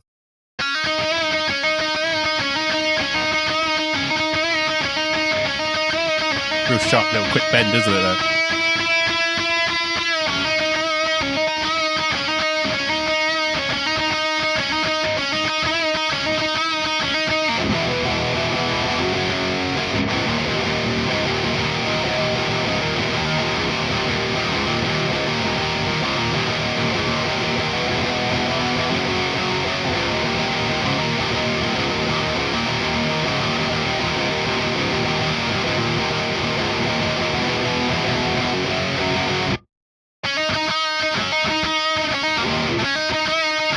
Cool little switch, isn't it? Yeah, that's cool.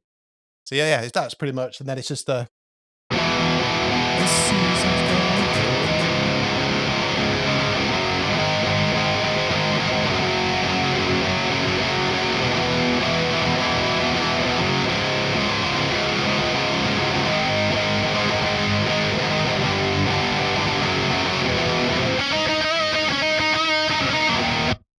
that stab.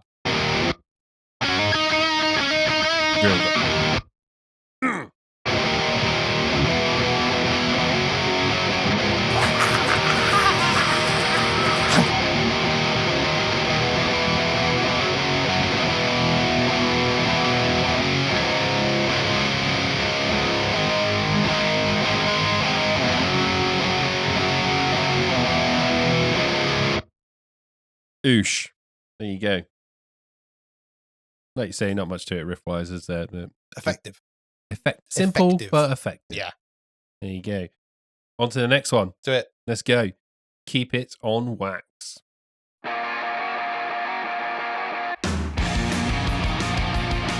Wonder what this song's about. I can name a few people.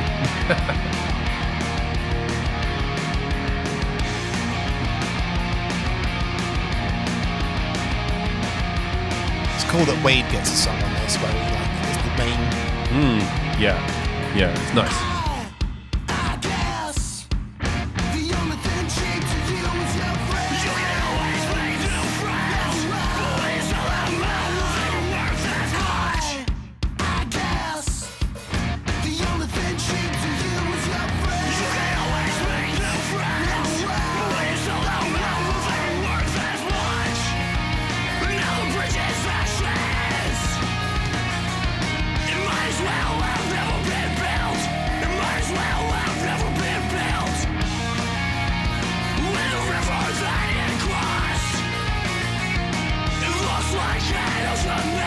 All the different guitars like swirling around, just doing different things there.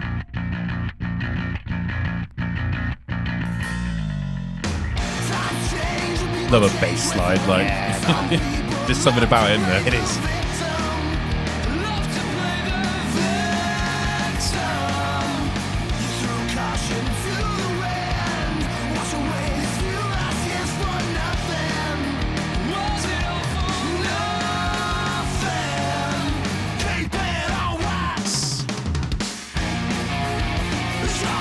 Just that little fill.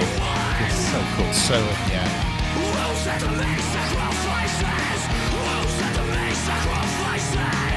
Again, the lyrical themes, George is belting it basically like angry as fuck, and then you've got Dallas on the other side, like, was it all for nothing? Is it all lost? You know? Harsh, soft.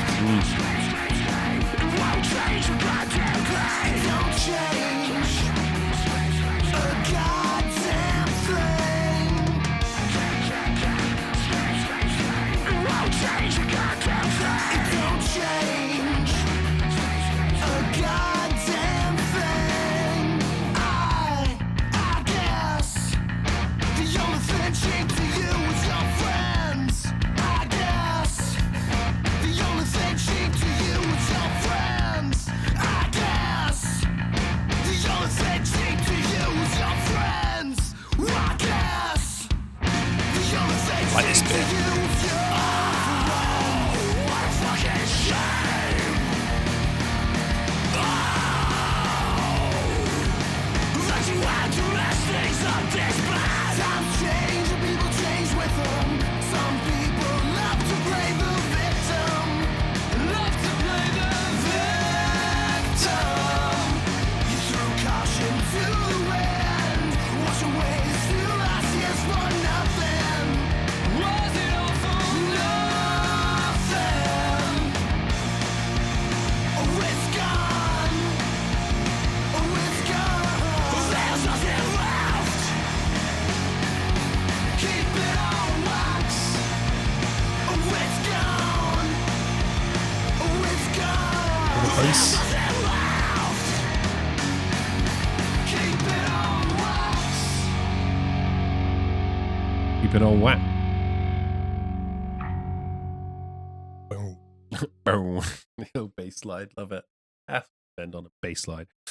So, yeah, the term and phrase on wax is a phrase that is used to refer to recording something down. A recording of something in a record recorded in a studio is done on wax. Because the first records were actually wax rolls, Yeah. weren't they? Yeah. There you go. Yeah. So that is, in fact, a diss track. Yeah. Who knew? But, yeah, so allegedly, I don't know if they ever gone on record and said that this is aimed at... I think I think it's common knowledge that it is. Yeah. I think it is. So- I think George may have said, or Wade may have said it at some point, but I think it's pretty common knowledge that it is. Yeah, so this is aimed at their previous drummer who apparently was talking shit. And they wrote a diss track. don't know what was said. No, I obviously, don't know, yeah. but apparently it I couldn't is. find it. I was trying. I Yeah. couldn't find it. Yeah. Um, Yeah, that was when Jesse, when he left the band. And then, yeah, Jordan came in for the Switcheroo series before Crisis come out. yeah, Have you heard that before? the Switcheroo series. Yeah. No. So there's another Canadian band that are on Dine Alone Records called Monine. They're like They toured with them quite a lot at That's the time right, of this. yeah. And basically they took 3 Alexis songs and 3 Monine songs, and they basically covered each other. Oh, cool. So Monine covered like Accidents, but it wasn't called Accidents. It was like Accidents Are On Purpose. There was like funny names. Yeah. And Was it like a split EP? yeah, pretty Yeah, much. yeah. Yeah, like that Hot Water Music, Alkaline Trio type thing that they did back in the day. And Alexis did a cover of their song called like The Passing of America. Okay. Have you heard that song? No. The Passing of America. No, Oh, I that's a don't good think I know song. it. No. Yeah. Yeah, I mean, there's no metaphors in this song, I'll be honest with you. Yeah. It's But again, most people have had friends that have been either like toxic or transactional snaky. or snaky or yeah. We've had It's had a few people in our lives. Yeah, haven't it's we, all you know? relatable. Like Yeah. there's not a person in the world who No. hasn't. And if you haven't, it's you. Luckily I've never had that happen to me. for me, I have some like lifelong, really good friends that I value. But along the way, you know, there has been quite a few people who have almost tricked me, and you know, like That's just part of growing up. It is. You just you drop people by the wayside, unfortunately, and that's just the way it is. Yeah. Yeah. Like I said, lyrically, there's no nuance there. You know, I guess the only thing cheap to you is your friends. Times change and people try to change with them, and some people love to play the victim. there you go. Does it get any more black and white than that? They might as well just write Jesse. But yeah, there you go.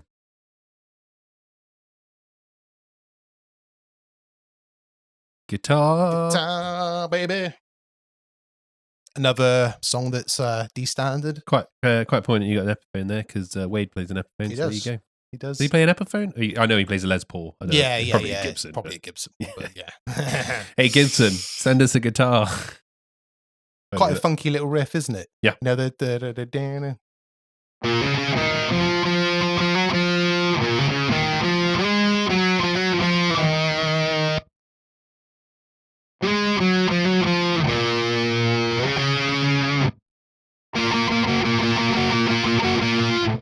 just another chord progression. Yeah.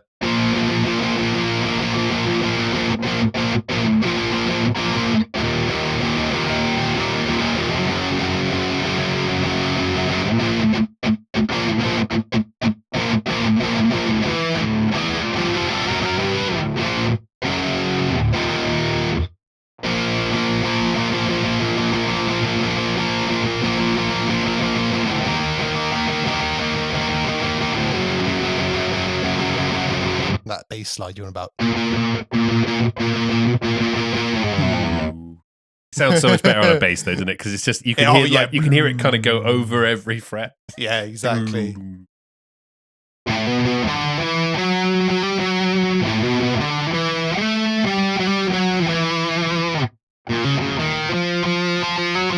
Played at different parts of the neck. Yeah. To kind of like enhance it. But yeah, it's pretty much just that.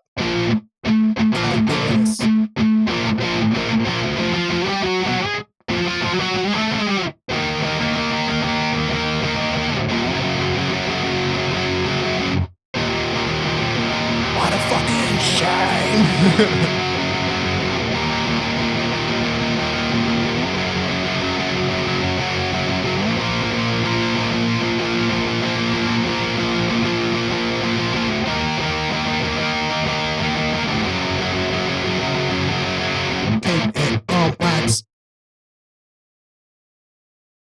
There you go. The next song actually is quite interesting because it almost feels like it leads on to, it's almost linked to, in a way. I'll explain afterwards, but I just think it's quite interesting how they put this one after that one. Oh, okay, yeah.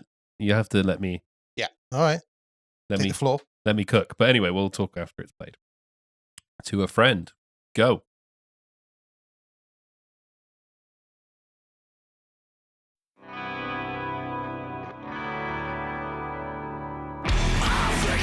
Time to get out.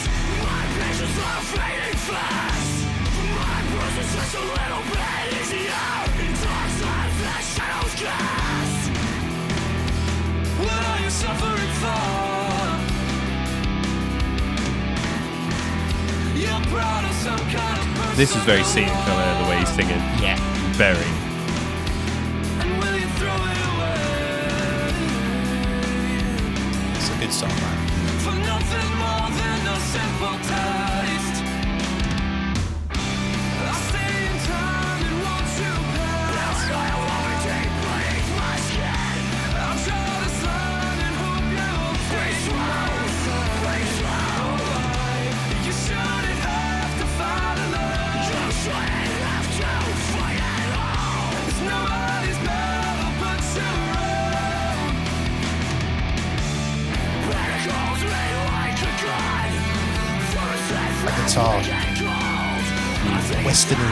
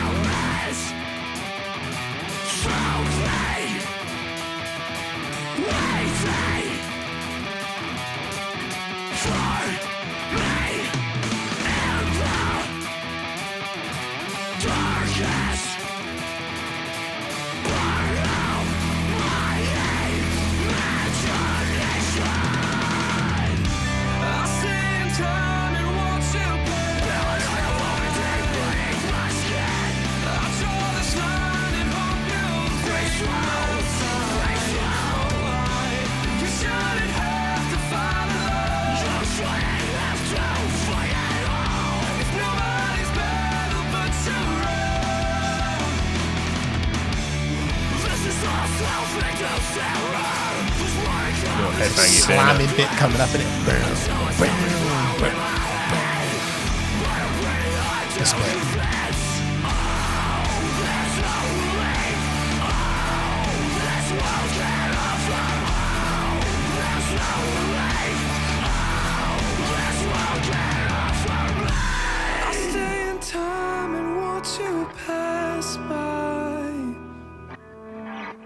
I'll draw this line and hope you'll take my side. You shouldn't have to fight alone. It's nobody's battle but your own.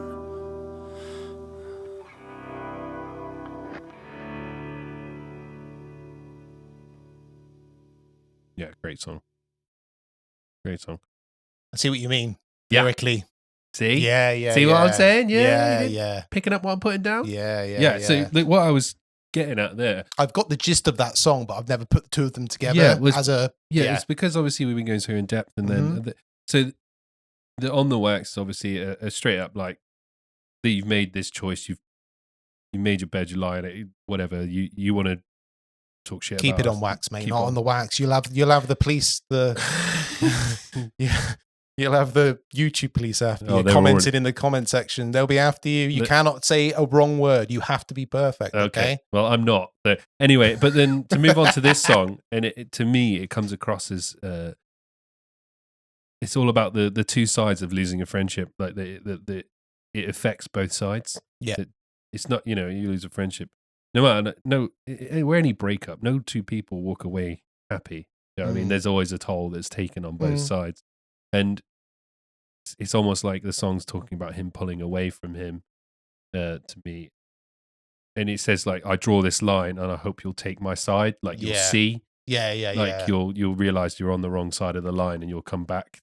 Yeah. Do you know what I mean? It's an interpretation. There's no way in hell I can possibly say that's any fact or anything like this. But I was going through it and trying to see it from a point of view, like, and you shouldn't have to fight this. You shouldn't have to fight alone. And then obviously you shouldn't have to fight at all. Just kind of feels like because they're put so one after the other. Can you see what thematic? Isn't it? Can you see what I mean? Yeah. There is. I mean, it might not be about the same person, like you said. However, it's along the same lines, 100%. Yeah. It almost feels like there's a diss track, and then the second song is like, it doesn't have to be like this. We can reconcile. Yeah. Okay. Yeah. It just to me seems because it's put one after the other. Yeah. Maybe I'm just. They might not have even thought twice about it, but I'd imagine you put a lot of time and effort into this, the way in which the order in which you structured this song. So whether that's the case or not, I'm not sure. But that's the way I've interpreted it from having to sit down and dissect lyrics and stuff like that. Maybe it is, maybe it isn't, and that's a good point. It's just the way I'm going with it. What about you? Any bits? Because I know you said you might have heard. What with regards to anything with the song, stuff? Lyrically.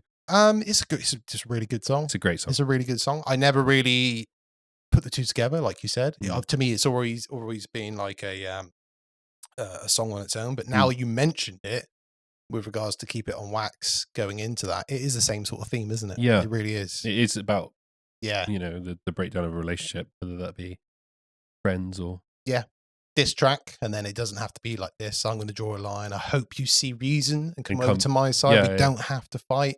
I'm hoping and pleading that you do see the light, but I know deep down that you may not, and I might have to say goodbye. Yeah, that type of thing. That's kind of what it, and it hurts both of us.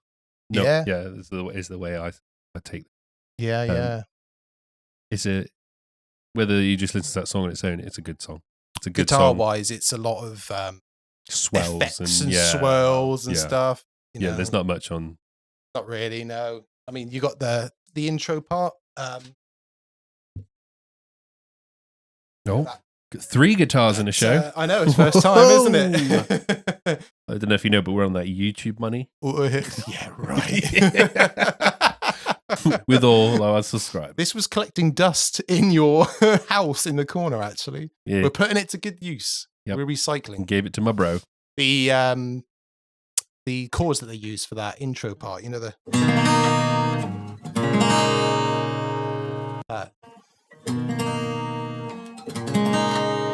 It's nice. It sounds good on acoustic, doesn't it? As well? It does, yeah. Like and then it just goes into the. Doesn't work on acoustic, I'll be honest with you. No, it doesn't.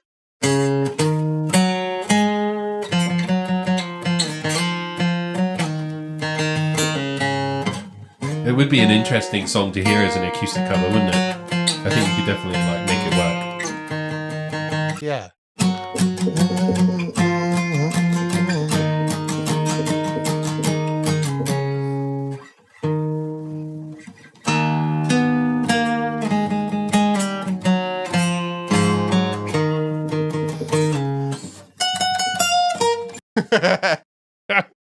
Yeah.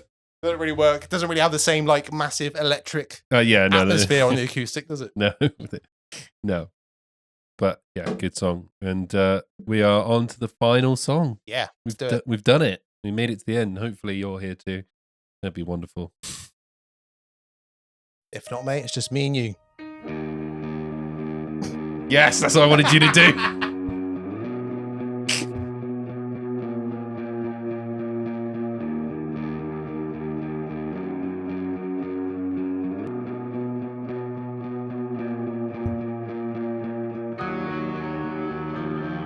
The intro is almost a bit like the You Burn First a little bit at the beginning. Yeah, it is. Great song to end the album on. Yeah, it is. Yeah. It's a cool video as well. Not seen it.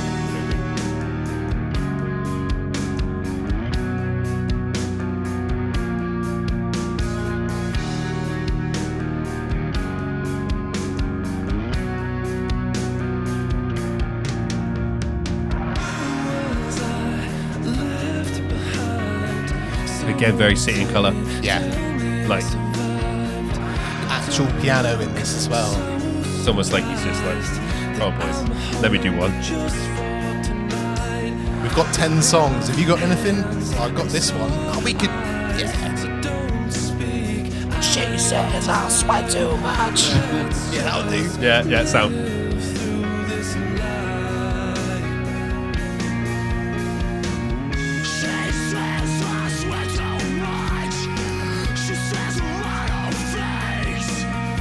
I really like George. Yeah, I do.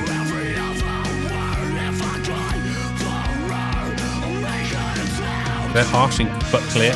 Yeah. Do you know what I mean? Yeah, you can hear what he's saying. Which is really hard to do, I think. Yeah.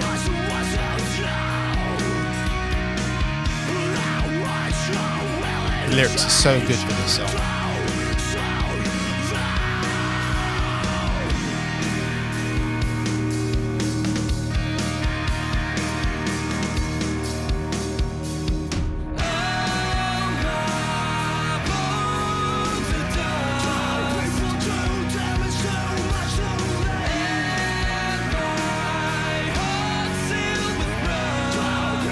I love that repeated line. Yeah.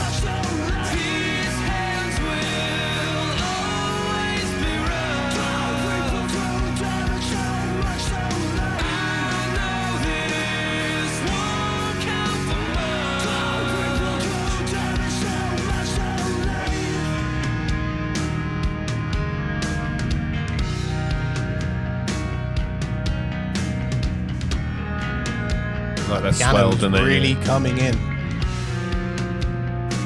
Yeah, the swells. It's almost like a violinist, isn't it? Like a cello or something like that.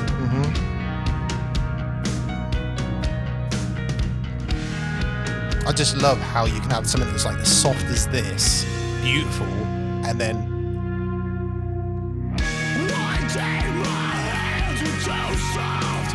One day she said I'm tired. One day her clothes were on my floor. One day empty bottles. I'm not saying she's my It's like a progression, isn't it? I'm just saying that she cut out bad. It doesn't matter how rough these hands get. It doesn't matter 'cause I'm not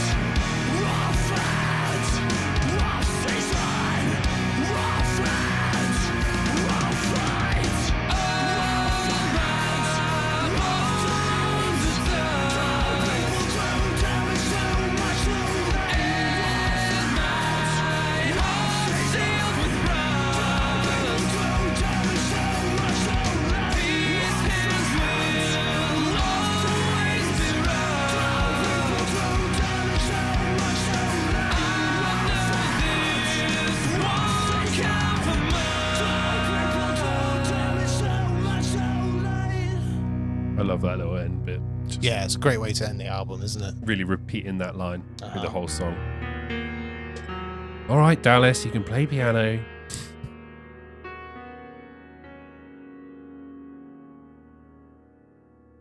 Cool ending to his album. Yeah. I like it. Yeah, really good. In regards to lyrically, it's almost like a journey through like just complete breakdown of relationship. Yeah. In like, even no matter how much you try to change or try to adapt, it's going its own way. And there's nothing you can do to stop it. The way I interpret it is not paying attention to someone, being whether that be work, like having rough hands by being at work. You know what I mean? Oh, so no, that's not the way I take it at all. No. If you don't get me wrong, there is a relationship breakdown there. So not saying that you're wrong because it's an opinion. It's the way in which people interpret it. So is that 1 minute our hands are too soft. 1 minute, what was the next one? 1 minute she something wants attention, and then it's their clothes are on the floor. Yeah, and then like bottles on the floor. Do you know what I mean? Yeah. And then I see it as it like becoming callousy, becoming hard, hardening after it. Yeah, you know okay. I mean? Yeah, protecting yourself to it. Yeah. You had soft hands in the beginning, and now he's got rough hands. Yeah. That's a good interpretation. I've always the lyrics sort of. Well, this is the beauty of music, mate. Yeah, not seeing what's in front of you and losing it, and being sidetracked, busy, getting rough hands with like work. You know, whether if you are, you're at work physically and your hands are getting rough. Not. Do you know what I mean? I know what you're trying to say. Yeah. Do you know what I'm trying to say? I get what you're trying to say. Whether you have a hobby and that's taking all your time, whether you have to leave to work to make a living, etc., etc. Yeah, things taking things for granted, and then all these bad things start to happen. Yeah, and that's the beauty, like I say, of art or music. It can be interpreted in many different ways. Speaking of hobby, I just spent £100 on Warhammer until he doesn't know. So, she does now. She does. Luckily, this isn't out for like God knows how long. So yeah, fair enough. So by the time this is out, you may be divorced. I may be staying in this room. To preface, I was a bit sweaty about it. I wanted this box set since they released it, and I've done overtime to pay for it. Oh, okay, yeah. But I mean, you got to break it gently. I'm not going to say anything. She doesn't know what's new. It's not. What you do is you take out the box. She comes home from work. You just sat there painting this like monolithic Warhammer statue. She wouldn't know. She wouldn't know. Oh, but painting your stuff again. Oh yeah. Playing with your little toys. Yeah. I pre-ordered it as well. That's how much of a frobber I am. Hey mate, gotta have a hobby. You like exactly, and don't gotta be have a ashamed hobby of what you like either. Yeah, one really cool like connection I make on this song as well. Where he says, "My bones are dust, my heart's sealed with rust." Yeah, it's like the poor little tin man still swinging his axe on Frogs. Oh yeah. Even though his joints are clogged with rust. Yeah, that's so cool. Maybe. You'd like to think that was like something like that. Yeah, definitely. Yeah. What I really like is some people damage too much too late. Yeah. Do you know what I mean? And yeah. Like that's why I equate it to the breakdown. Like it's too far gone. It's quite powerful, that heart sealed with rust thing, isn't it? Because we've all like had relationships and stuff where you want to make it work, but you're dead. Yeah. Do you know what I mean? Like your heart's just sealed up. It's just not it's just not there. It's just not too there. much has been said or done. Yeah. And it's like, you powerful lyric. Can't take it back. Yeah. It's always best not to try and say those things in anger. Yeah. Yeah. I love this album. Very sentimental album to me. Yeah. Very. Do you know what? Like we're at the end now, and do you know what it reminds me of? Just us in the summer getting drunk in the kitchen. It's like certain songs are just equated to it's like a real emotional memory, just locked in back there. Yeah, we used to listen to this all the time. All the time. Yeah. All the time. Like non-stop. Uh-huh. And it's just got a real emotional attachment of just having fun with your bros. Yeah, I think that's the only thing I can equate it to. And hopefully you have music like that it just has a real special place in your heart. Yeah. Don't listen to it often, but when it comes on, it just takes you back. Yeah. But yeah. Anyway, that's us. Yeah, that's it. That's our first That's Not Metal, Mate episode. Yeah, That's Not Metal, Mate. Yeah. So we will cover mostly metal on the show because it is the Monsters of Metal. However, we like other types of music as well, and like you most likely do as well. So yeah, we're gonna, once in a blue moon, we'll cover a punk album or it's going to be alternative. You know what I mean? Yeah. We're not going to be doing Enya's greatest hits or anything like that. Sorry, what? What do you mean we're not doing that? I mean, that's the next one. You know what? It's my turn to pick, all right? You know what? But yeah, we're just just don't want to be keeping in that lane all the time. We like mainly metal, and it will mostly be metal. But yeah, we like loads of different types of music. You like a lot of punk? I do. Yeah. You know, I'll probably do Blink or pop punk at some point, or The Offspring, or it'll be alternative or No Effects. Yeah. But it's just so for people like, if you're watching this, hopefully you or if you've made it this far. you have a similar type of interest in different types of music. So yeah, we're going to do that. Yeah. And thank you for sticking around, or thank you for watching, and peace out. Cheers. And just remember, companies don't care about you.